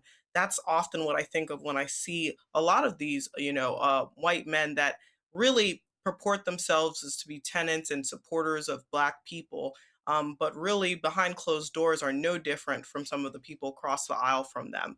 And so you really have to pay close attention to that. I think Texans will go out and make the right decision, but I myself was stunned but not surprised by when this came out, because I was one of the folks that were like, Talarico's not that bad. I prefer Crockett. But, after hearing this, it doesn't shock me at all. And I believe what was said.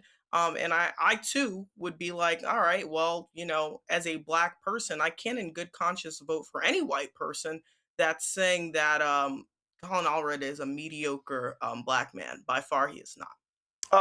Several things have been going on. This happened over the weekend, Mustafa. Go to my iPad. Democrat Taylor Remett flipped a Republican state Senate seat. It was a special election, and they're gonna go at it again in November. Now, it's a lot of factors here. You had the Republican was involved in taking over a lot of different school boards. People were pissed off by that. You had Republicans who were running, who ran before the special election. 3 different Republicans, they split the vote. And so there are a number of different factors here, but the reality is this was a district that Trump won by 17 points. They had not had a Democrat representing them in more than 30 years. But this, and then also, this person is a union worker who works for Lockheed Martin. That is a huge issue, Lockheed Martin in that particular district. And this is the point that I am constantly trying to make to people all the time. And this is what I say: if you are a white progressive, if you are a Black Democrat, if you are a Latino Democrat, first of all, shut the hell up. What AOC does in New York, what Clyburn does in South Carolina, what Maxine Waters does in California, what Tammy Baldwin does in Wisconsin means nothing to this particular state. And I've always said, if you're going to run, you have to run according to your state and then according to your congressional district, or your state senate or your state rep district. And so what are those particular issues? And so you've got people like Dana Lash who are saying, oh, no, here was some other factors. It's not that big of a deal. Republicans are freaking out in Texas by saying we can't dismiss what happened. Anybody who pays attention should understand that when you run, it's local, local, local, local, local.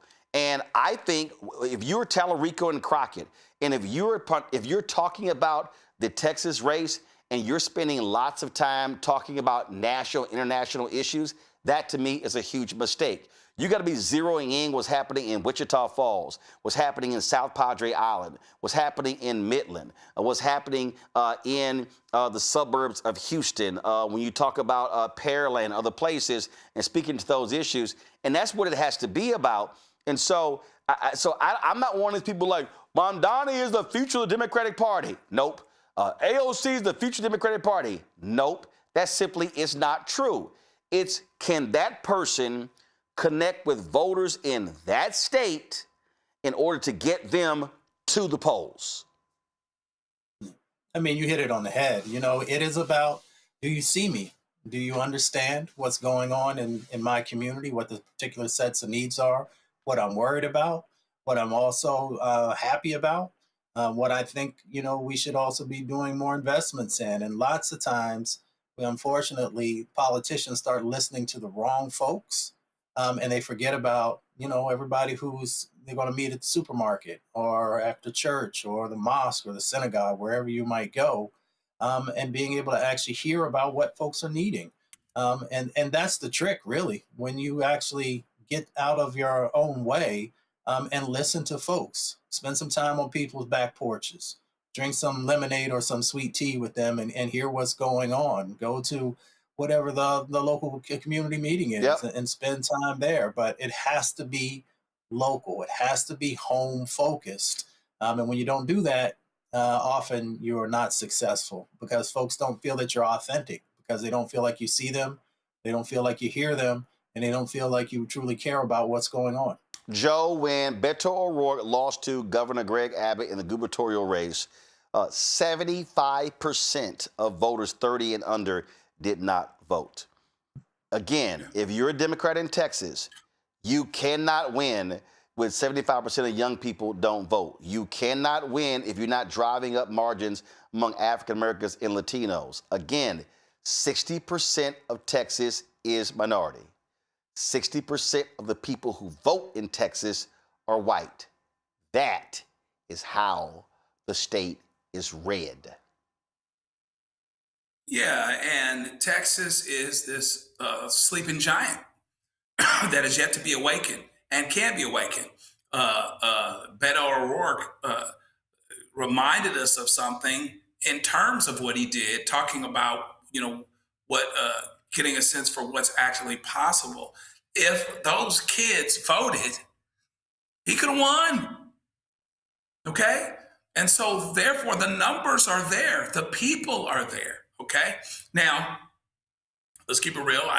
Assuming that Black folks come out and vote a lot, I'd like to think that they do with not only what's at stake, but with Jasmine Crockett in the race. I think Talarico's finished. And I was just like our other panelists here. I thought he was kind of okay too. I wouldn't have supported him over Crockett, but I thought he was okay too. And so now, here we are having these same conversations. But he's not going to drive Black voter excitement necessarily. We'll see. But my sense is that this would be a big problem that way. But in any event, to be reminded, Texas is a sleeping giant with all of these voters that aren't voting, and that this thing could be flipped. Because to your point, once Texas gets there, I believe Texas will get there one day. Once Texas gets there, right, and they're voting Democrat, it's over with. It's over with. Electoral college even, this undemocratic system we have, y'all still losing every time, okay? And so we have to pay attention to it, make sure people get out and vote. The game is the same. Doesn't matter what you think if you're not voting on it. Yep, simple as that. Folks, quick break. We come back. Renee Good, not the only person, and Renee Good, Alex Pretty, not the only person shot by someone with ICE. Black man in Los Angeles, Keith Porter. was also shot and killed. His family still demanding answers. We'll talk to their attorney next, right here. Roland Martin Unfiltered on the Black Star Network. On a next, A Balanced Life with me, Dr. Jackie, a relationship that we have to have. We're often afraid of it and don't like to talk about it. That's right, we're talking about our relationship with money. And here's the thing, our relationship with money oftentimes determines whether we have it or not.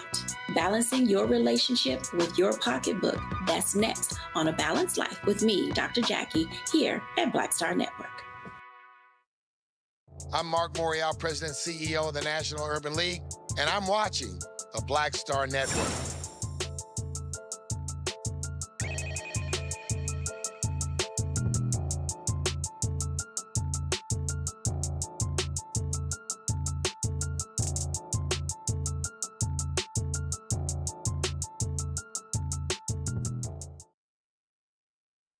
Folks, we cover the story of Keith Porter, a black man who was shot and killed by an off-duty ICE agent late last year. Not much attention has been focused on his story, but the reality is we focused that. And the family, they are still demanding answers as to what took place. They held a rally today in Los Angeles to raise attention to what took place on New Year's Eve. Brian Palacios fatally shot Porter, again, following celebratory gunfire outside his L.A. apartment. Reports say there's no evidence that Porter fired toward the agent and questioned whether Palacios was justified in responding before police arrived. Now, DHS claims he acted in self-defense since the shooting against Palacios and claims of abuse and racist behavior have resurfaced. LAPD is investigating, but the family says the department's investigation isn't sufficient. Ben Crump joins us right now. He is an attorney for the family. Ben, glad to have you back on Roland Martin Unfiltered. Again, it was really only after Renee Good's shooting that some national outlets began to even say the name Keith Porter. We were talking about it soon thereafter. And this deserves as much attention as Renee Good and Alex Preddy. Absolutely, Roland Martin. And the reality is that different year, same struggle. The fact that Keith Porter Jr. was shot by an off-duty ICE agent who never should have been hired in the first place, now that we're finding out about his background. Attorney Jamal Tucson, the attorney for the family, asked me if I would help raise awareness and attention, and because people aren't saying his name enough. I mean, it's egregious, the fact that the neighbors, the witnesses, say they heard 3 shots, and the autopsy reveals that Keith Porter Jr. has 3 shots in his body. He never fired at this officer. The neighbors said that he said he was gonna fire a shot for the New Year's like everybody else was doing. And this guy, his first statement, Roland, before they crafted this, what we believe is a false narrative, he said he heard a shot, he heard shots in the air. He came out, he saw Keith Porter, and he shot him to eliminate whoever had a gun. And you're like, whoa, you don't have that right to do that. That's his narrative. But now DHS got in and they try to make this guy like a hero, talking about he took down an active shooting situation.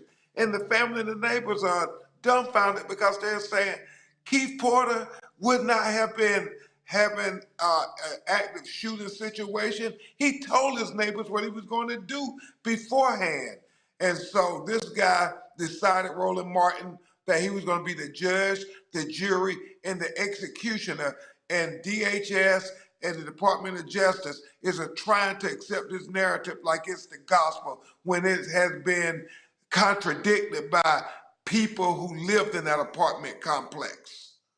I'm one who never has understood the firing of guns on New Year's Eve, because the bullet goes up, it's going to come down. But let's just be honest. That happens all over the country, in cities, rural America. And I would assume Keith Porter wasn't the only one firing his gun into the air that night celebrating New Year's. So why did this guy target just Porter? Well, if you believe the allegations, this guy had engaged in racial activities before. And we now know domestic violence issues. The girlfriend talked about him saying racial epithets in those situations. And, we don't believe he would have been able to get a gun permit, much less be a police officer, but ICE hired him. And so now he's cloaked with this, I guess, position of authority as an ICE agent, and he feels he can engage his will. And let's be clear, Roland, the actions of these ICE officials are outright assault on all of our constitutional rights. I mean, the First Amendment right against freedom to assemble and freedom of speech, Second Amendment right to bear arms, Fourth Amendment rights against unlawful searches and seizures, a Fifth Amendment right to be able to have due process of the law, not for somebody to be the judge, jury, and executioner. The Sixth Amendment right to counsel. I mean, they're taking people and not even allowing them to have a lawyer. They're violating the Fourth Amendment, Roland, by kicking in their front doors without having no warrants. I mean, busting their car windows. And I mean, it's just outrageous. Our Eighth Amendment right to against cruel and unusual punishment, but yet we see numbers of people are dying in these ICE detention facilities in inhumane conditions. So everything they're doing is just a direct affront to everything we supposed to hold dear in America and our Constitution. So who is leading the investigation of this case? Is it LAPD? Is it the Los Angeles County Sheriff's Department? What role is DHS playing? Yeah, Roland, that's what I came to bring attention to. The fact that the civil rights community in Los Angeles, they are screaming from the top of their lungs that LAPD is in lockstep with ICE. The police chief, who was the former sheriff, Madonna, even though they passed a state law and Los Angeles County ordinance that ICE could no longer wear face masks, he came out and said he was not going to enforce that law, that he disagreed. And so now you have him supposedly leading the investigation into the killing of Keith Porter Jr. So we called today for California Attorney General Rob Bonta to initiate an independent, transparent investigation into this killing. And we didn't say we come asking for something special, Roland Martin. We said based on California law, that when Kamala Harris was Attorney General, they passed a law when it is a police-involved shooting of an unarmed citizen, then the Attorney General would do an investigation because they believe, his family believes, that LAPD is simply going to whitewash this investigation, and they don't trust the Department of Justice because it was the Department of Justice that came out talking about this guy was a hero after he made two previous statements that did not involve anything about Keith shooting at him. But by the time they got around to it, they said it was an active shooting situation and that the officer felt his life was in danger. And so we are not going to let them sweep this under the rug because that seems to be the case, Roland Martin, with all these ICE-involved shootings. They want to come with the conclusion and say, oh, there's nothing to see here, no need to investigate. Well, in the killing of Keith Porter, that's a non-starter for us.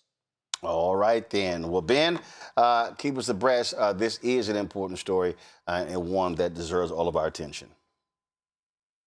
Thank you, Roland Martin, always, brother. I appreciate it. Thanks a bunch. All right, folks, go to a quick break. When we come back, Shaboozey made some interesting comments about immigrants building America. Look, folks fired back. He's now offering a different take. We'll share that with you next. Also, our Shout Black Star Network segment is coming up. Can't wait for that as well, especially all of you who are frequent travelers. You're watching Roland Martin Unfiltered right here on the Black Star Network. If in this country right now, you have people get up in the morning And the only thing they can think about is how many people they can hurt, and they got the power. That's the time for mourning. For better or worse, what makes America special, it's that legal system that's supposed to protect minorities from the tyranny of the majority. We are at a point of a moral emergency. We must raise a voice of outrage. We must raise a voice of compassion. And we must raise a voice of unity. We are not in a crisis of party versus party. We are in a crisis of civilization, a human rights crisis, and a crisis of democracy itself. And guess what? You've been chosen to make sure that those that would destroy, those that would hate, don't have the final say, and they don't ultimately win. How you doing? I'm Mark Curry, and you're watching the Black Star Network. That's why I got these glasses on, because that black star is bright.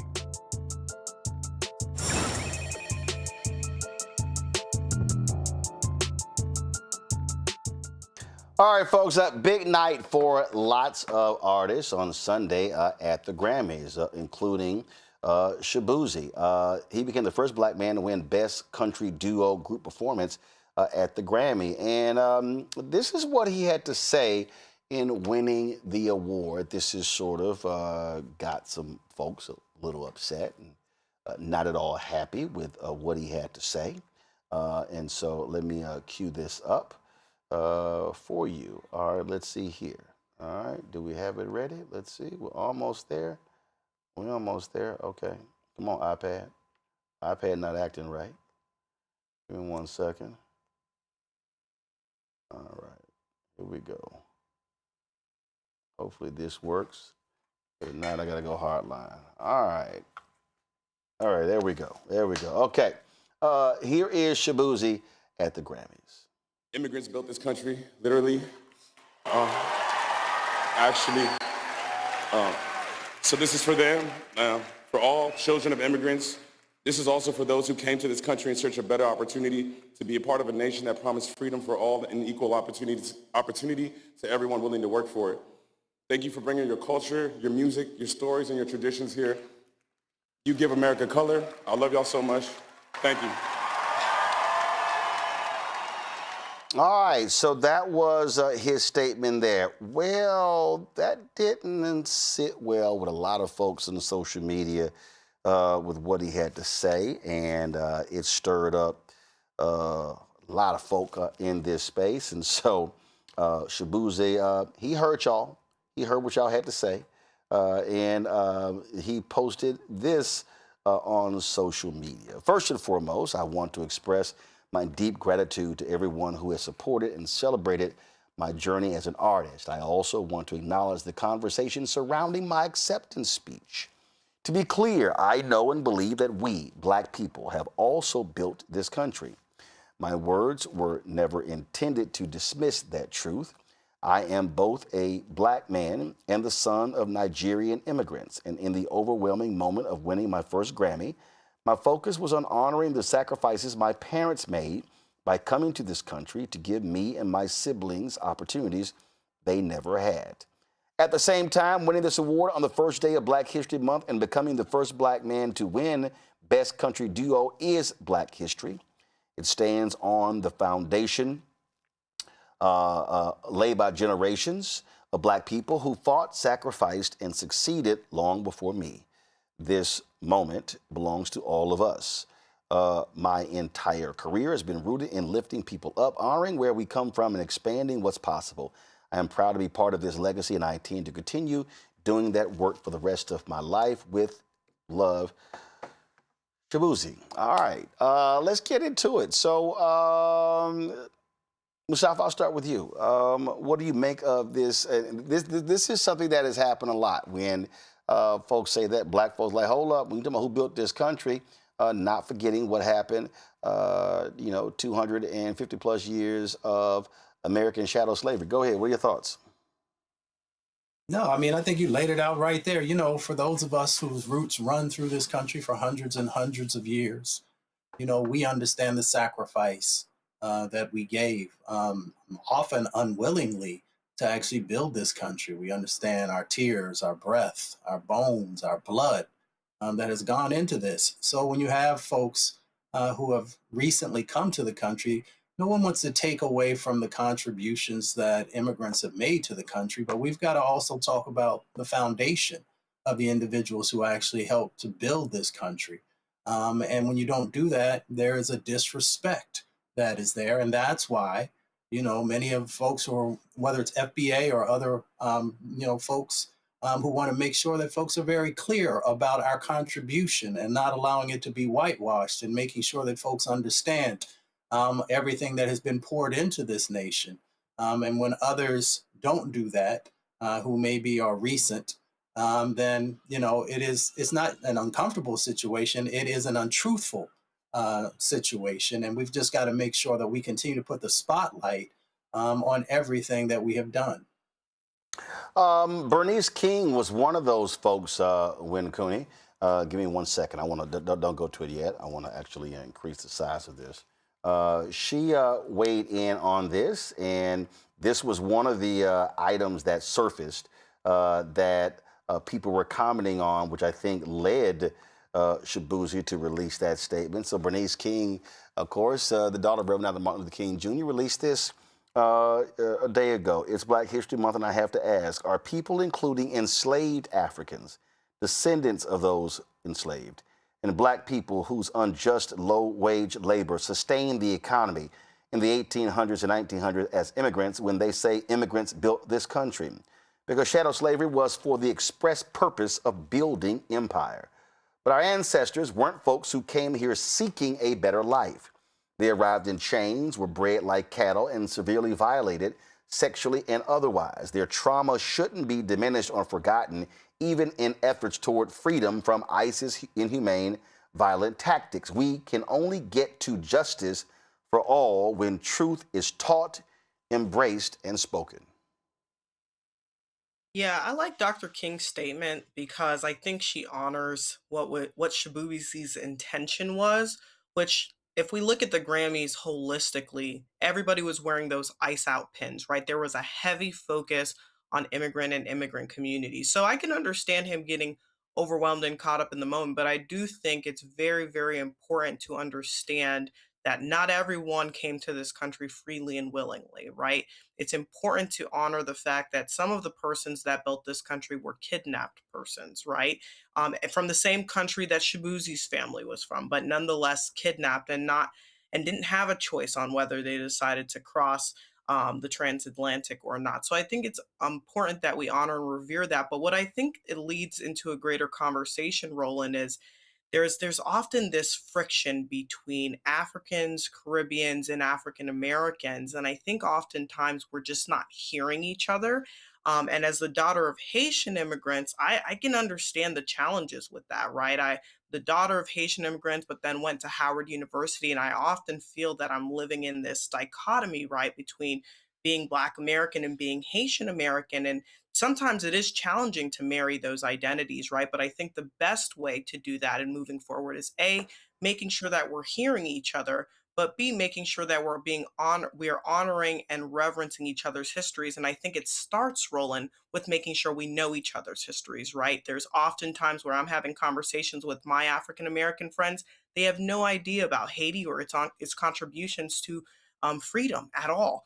And then sometimes I'm having conversations with my African American friends, and they're teaching me about things that I didn't know that happened here in the civil rights era. Howard University was actually my first time where I got to learn a lot of these concepts, both about Haiti and African Americans in a shared context. And so I think it's really important that we extend grace to people who may not have that language and learning, but we have to continue to teach one another. It is, I think, critically important that education on these matters be understood. Listen, one of the things that I've always said is that if you are an African immigrant or you are a Black immigrant coming to this country, whether it is an African country, whether it is Jamaica, the Bahamas, if it's St. Kitts, if it's Bermuda, does not matter, that you need to understand the history of people of African descent in the United States.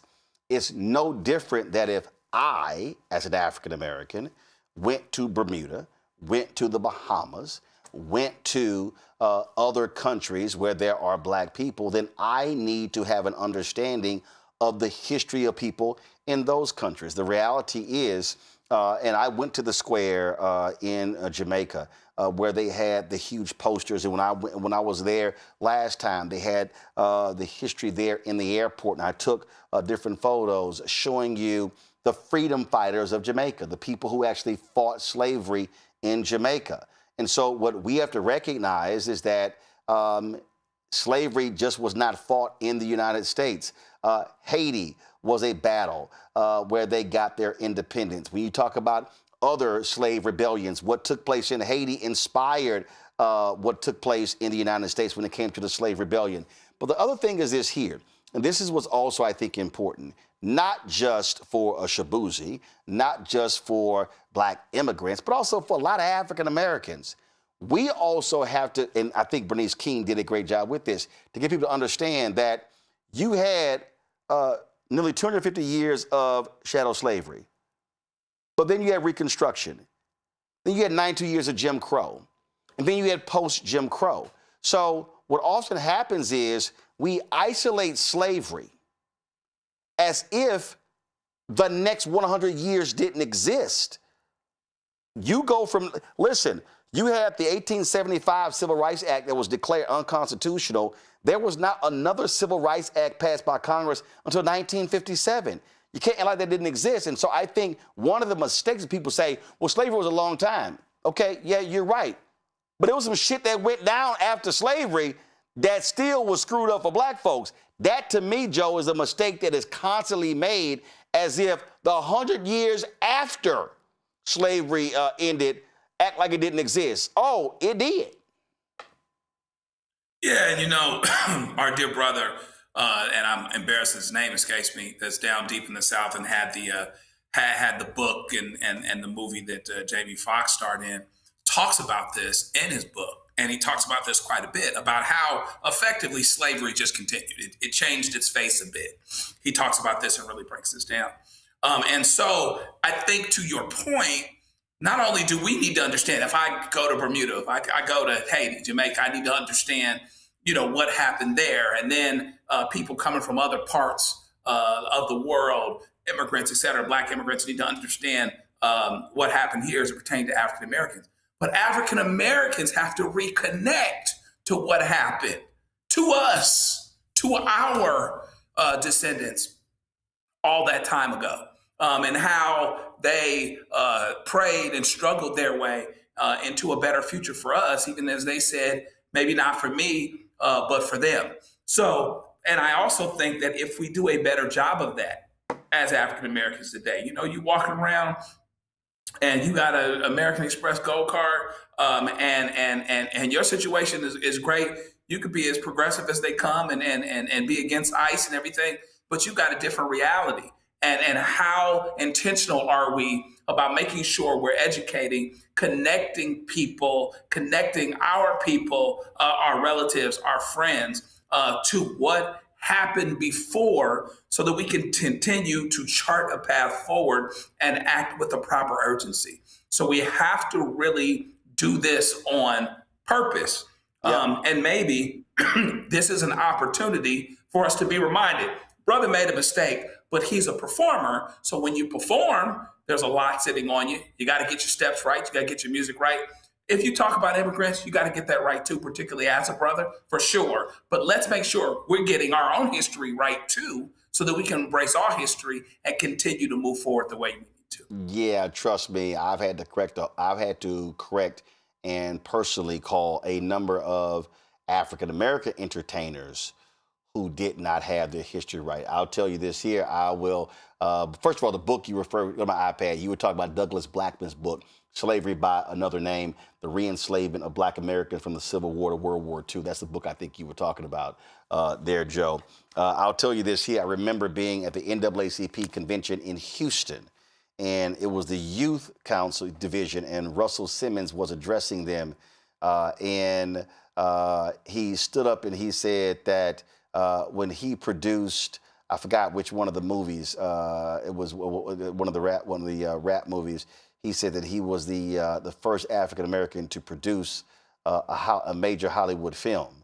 And in the audience was the esteemed Vernon Jarrett. Vernon Jarrett, of course, worked in the Chicago Defender, columnist, first black columnist for Chicago Sun-Times.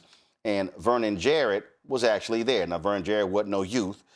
Vernon was in his 70s, and Vernon stood up and literally gave Russell Simmons a history lesson on blacks in film, going back to Oscar Micheaux and bringing it all the way up, saying, no, you were not the first African American to produce a Hollywood film.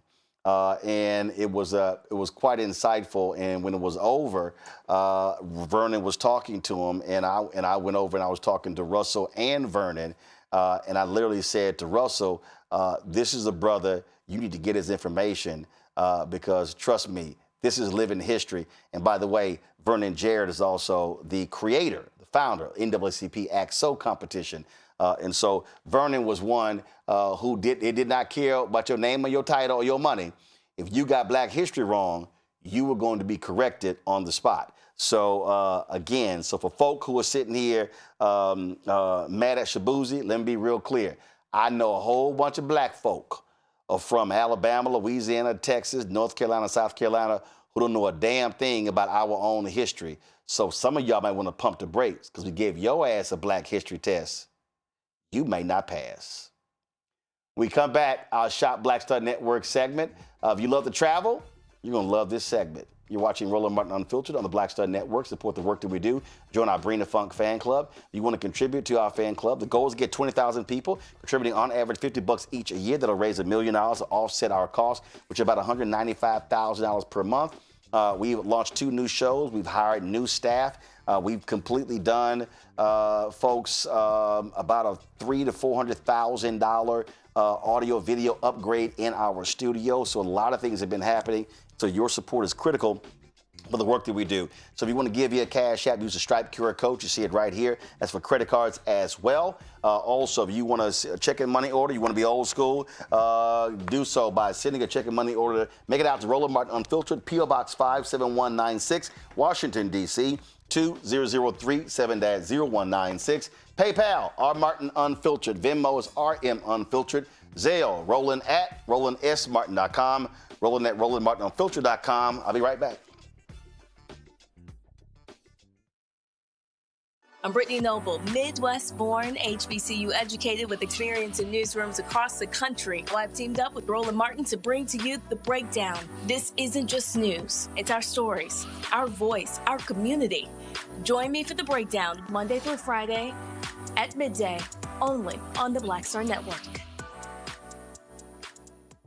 Hi, I'm Swing Cash, Basketball Hall of Famer, and you're watching Black Star Network.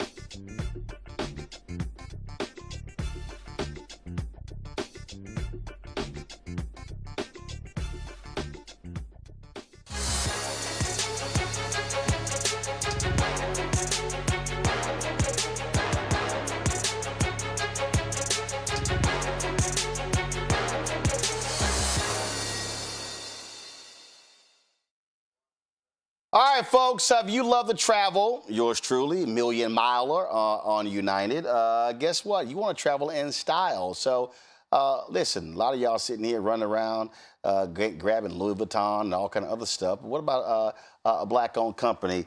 Miss Jet Setter offers these quite stylish bags for your go-to essentials, such as toiletries, makeup, TSA-approved bottles, grooming kits, and tech organizers. Tracy McGee, the founder of Miss Jet Setter, joins us from Chicago. Glad to have you here.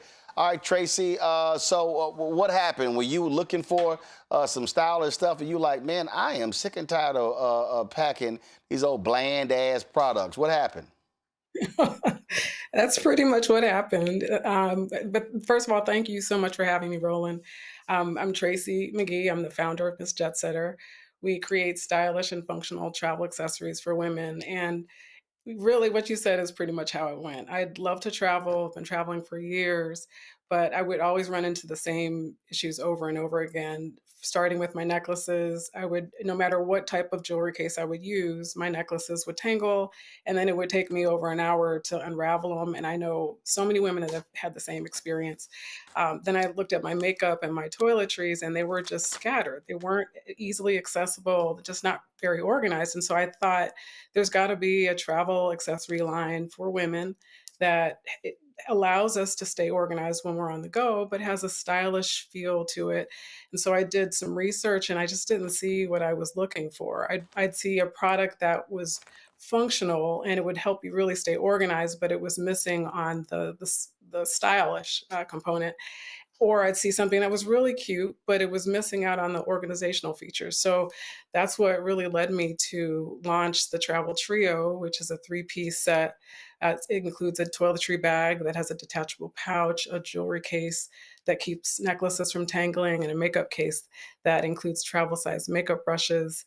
And I later launched some other products. And then last year, a Metro tote, which is a tote you can take everywhere. And I'd love to kind of walk you and your viewers through some of the features because they all have something special. So this is a travel jewelry case right here.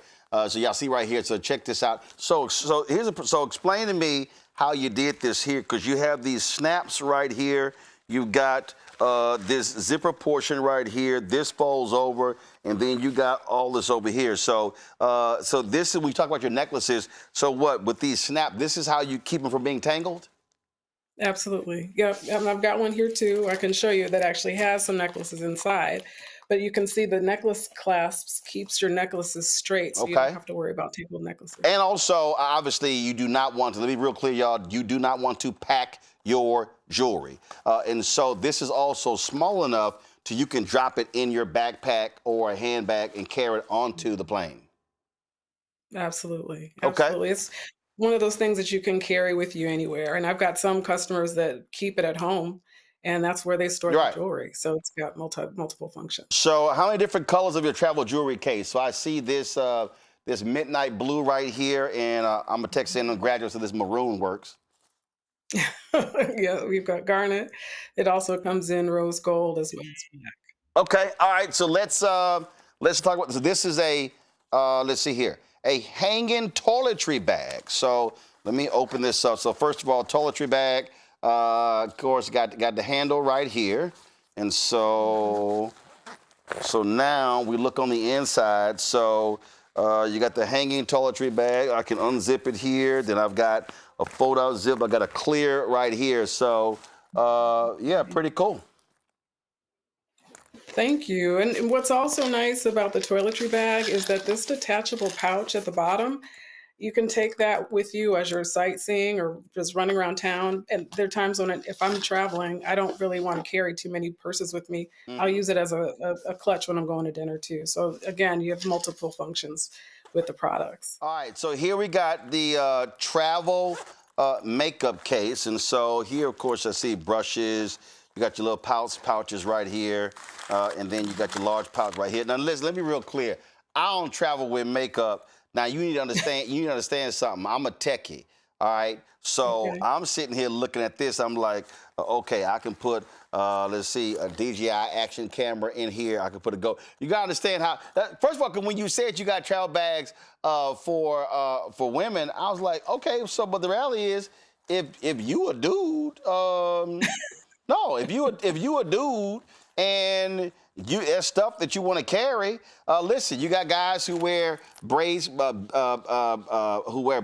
and beads and things on those lines, so that can also work here. And so it's not. I don't necessarily see this bag as being feminine at all. So I know you say it's for women, but this can be unisex.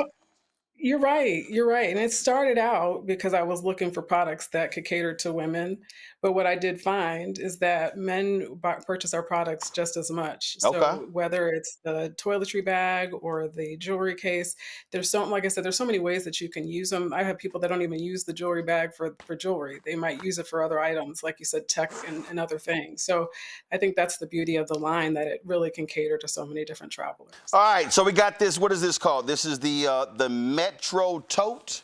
The bag right here. So explain the Metro Tote, because we got the big portion here. Then we got outside little slot right here. We got zipper down. We got stuff down here. We got another zipper down here at the bottom. You got a whole bunch of zippers and pockets and stuff. So explain the Metro Tote. There's a lot. And again, when I think about traveling, you need places to put your items. And so the side pocket, I'll start there. What's great about this is that you can put your passport in there, you can put your keys in there. It just makes it easily accessible to quickly get access to your items. There's that front pocket that you mentioned. The back pocket, which I love, it's a functional pocket.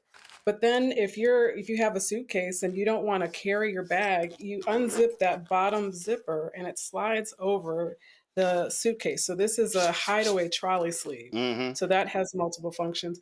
The other part that I really love about the bag is that it may be hard to see it from your view, but there's a detachable strap that you can use it for a crossbody or a side on the side, but it also converts to a backpack. So Okay, see, I don't think I have.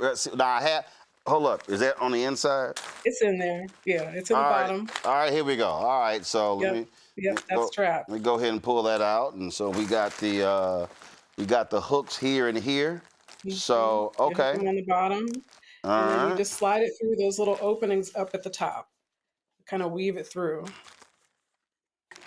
Oh wait, got it. You can just sit here and just pop that on. And so you're saying if you want to just let's see here, so you want to extend that, and you can just sort of wear it like that. Exactly. You could do it that way too. Absolutely. Okay. Questions from the panel. Let's see here. Let's see, Mustafa, Joe, Wincuni, who probably travels the most? Mustafa, you probably got more miles than Joe and Wincuni, so I'm gonna let you go first. Yeah, I'm a little less than 1 million miles, so you hit that one on the head. Well, sister, congratulations on everything that you got going on. I'm curious, how do you choose the various materials?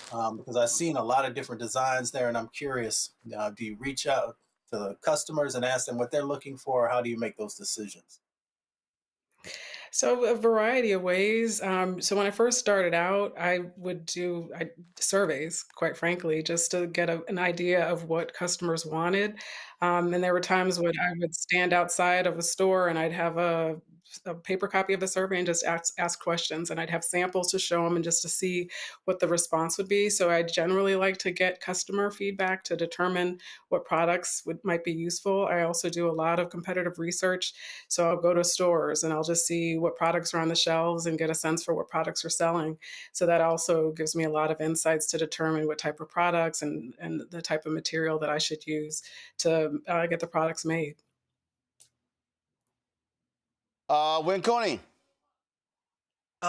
Thank you so much, Tracy, for sharing this with us. So I gotta ask Ms. Jetsetter, do you all ship internationally? That's a great question. We are still just shipping through the US. That is a goal of ours to eventually get into the international market. So as we continue to grow and scale, that is definitely on our bucket list. Joe. So I had to say, first of all, I'm triggered here because my daughter is the one that has designated me as the person that I end up taking 2 paper clips, undoing them, and working with her jewelry when she brings it home jumbled. So I'm multitasking and texting her this jewelry organizer right now, okay? So here's my question. Sure. No, really. Tell me what the next frontier is. I'm looking at the tote, the hanging toiletry bag. This is wonderful. Congratulations. I think it's great. And obviously you are hitting a place in the marketplace where you actually literally saw a need and filled it because you didn't see what you were looking for. But there's some other things out there that you think Ms. Jetsetter might be able to get into that we are still looking for and that you don't see yet? I do. I mean, travel has really changed over the last several years. People are traveling like never before, whether it's business and leisure travel. You have the nomad travelers, and you have girlfriend trips, and all kinds of different ways that people are traveling now. And so I definitely see that there's so much more that the brand can do. Ultimately, I'd love for us to evolve to become a travel lifestyle brand, where we offer products for every traveler and not just for women specifically. But my next goal would be to get into luggage. That's a huge category that I think we can, do something a little different than what's currently available in the market. Travel gear is another category that I think we can make a mark. But those are things that take time and resources. So we're trying to take baby steps as we go. But I can see that the sky is limitless for Miss Jetsetter. All right, folks, listen, if y'all want to check the products out, do me a favor, go to shopblackstarnetwork.com. So if you go to shopblackstarnetwork.com, you'll see the various products from Miss Jetsetter right there on the page. Don't forget, when you support buying her products, you also support the Black Star Network as well. And so all of these products that you see, just like Tracy's company, everybody, they're all Black-owned companies. And so a lot of products that she has there, and so check it all out. And so when we're seeing y'all going through the airports, be sure to, rock a Black-owned travel care company. Tracy, we appreciate it. Thanks a lot. Thanks so much for having me, Roland. All right. Well, thank you so very much. All right, folks, that is it for us. Let me thank Mustafa, Winkuni, and Joe for being on today's show. I certainly appreciate y'all being on today's panel. Thank you so very much. Folks, don't forget, support the work that we do. We're going to do this here, so I'm just going to walk on over here. So I'm just going to go ahead and add this to our list of products. So, we got all this stuff over here. And so if I walk over here, these are all our products that we have in our Shop Black Star Network marketplace. And so you see them all here. And so I'm going to go ahead and add these here. I think we're going to have to get us like something higher because we got more products. And so we're going to need more places to put them. So let me see if I can rest this right here. So that'll work. I'm going to put that right back right here. That'll hold it up. And so let's go. Well, I'm going to put this one here. I'm going to put this right on top of the candles. All right, there we go. So, all right, y'all. So, again, support the work that we do. Join our Bring the Funk fan club. If you want to contribute to our show, please do so. Please do so by going to Stripe QR code. Use Stripe QR code. That's for Cash App and for credit cards. Check some money order, make it payable to Roland Martin Unfiltered, P.O. Box 57196, Washington, D.C., 2003 7-0196. Make checks payable to Roland Martin Unfiltered. PayPal, R. Martin Unfiltered, Venmo, RM Unfiltered, Zelle, Roland at RolandSMartin.com, Roland at RolandMartinUnfiltered.com. Download the Black Star Network app, Apple phone, Android phone, Apple TV, Android TV, Roku, Amazon Fire TV, Samsung Smart TV. If you want to get out Roland Martin Unfiltered Black Star Network swag, please do so by going to shopblackstarnetwork.com. Our hats, t-shirts, mugs, zip-ups, hoodies, all that stuff, our shirts, Don't Blame Me, Voted for the Black Woman, everything is available right there on our site, shopblackstarnetwork.com. And all of these products you see right here, folks, everything you see right here, you got the Black-owned toilet paper leafy, you got Miss Jetsetter, the product we just talked about here. You got your steam dolls, black crossword puzzles. You've got, of course, you got art and stuffed animals like this here. You got the candles over here. We got the, of course, the car wash solution. You name it. We got all those products, HBCU shirts. We've got chips. We've got sauces. We've got all sort of stuff. We got skincare. Yo, the brother, what's the shaving company we had on here? Man, let me tell you something. First of all, y'all, seriously, the razor blade, I've been using that blade. I got like 4 or 5. That sucker is heavy duty, high quality, fantastic. and even the brush, their brush for your shaving cream to apply it, because I can't stand hair on the neck. Oh, it drives me crazy. So to apply it on here, it's a really heavy-duty brush as well, so it's fantastic. But you got skincare products, you got all this sort of stuff. Every single thing that you see right here, y'all, is available on shopblackstarnetwork.com. They are all Black-owned companies. We talk about the need to support Black-owned companies, and so we created this segment marketplace, and then we created this to be able to showcase the products, because a lot of these companies also simply cannot afford the marketing that's needed. Like, for instance, you got this Black-owned backpack company right here. So what happens is when you buy these products, you will also, a portion of the sales come back to support the show as well. And so this is an awesome way for us to support Black-owned companies, for you to support this Black-owned company as well. So shop blackstarnetwork.com. Y'all, share it with your friends, post it on social media. And so we're not talking about how we need to support Black-owned companies. We are about that as well. One of those Black-owned companies is Fanbase. Download the app Fanbase, and you see me on there. Follow me at Roland S. Martin. And so we want to hit 3 million subscribers total downloads with Fanbase. We want to build it up to 5 and 10, 20 million Black folks. We make everybody else sexy. We blew up Clubhouse, we blew up Instagram, we blew up Twitter. We talked about Black Twitter. Well, we don't need to call it Black Twitter. And guess what? We didn't own Twitter. We called it Black Twitter, so we can just call it Fanbase. And so let's make that happen. Download the app. They got some new things that are coming down the pipeline.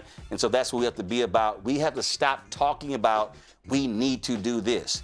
We keep saying, folks say what we need. We already have what we need. The question is, do we support what we already have? This is a perfect example. Everything here, Black-owned companies, they need your support as well, and so do we. Folks, that's it. I'll see you tomorrow right here, Roland Martin Unfiltered on the Black Star Network.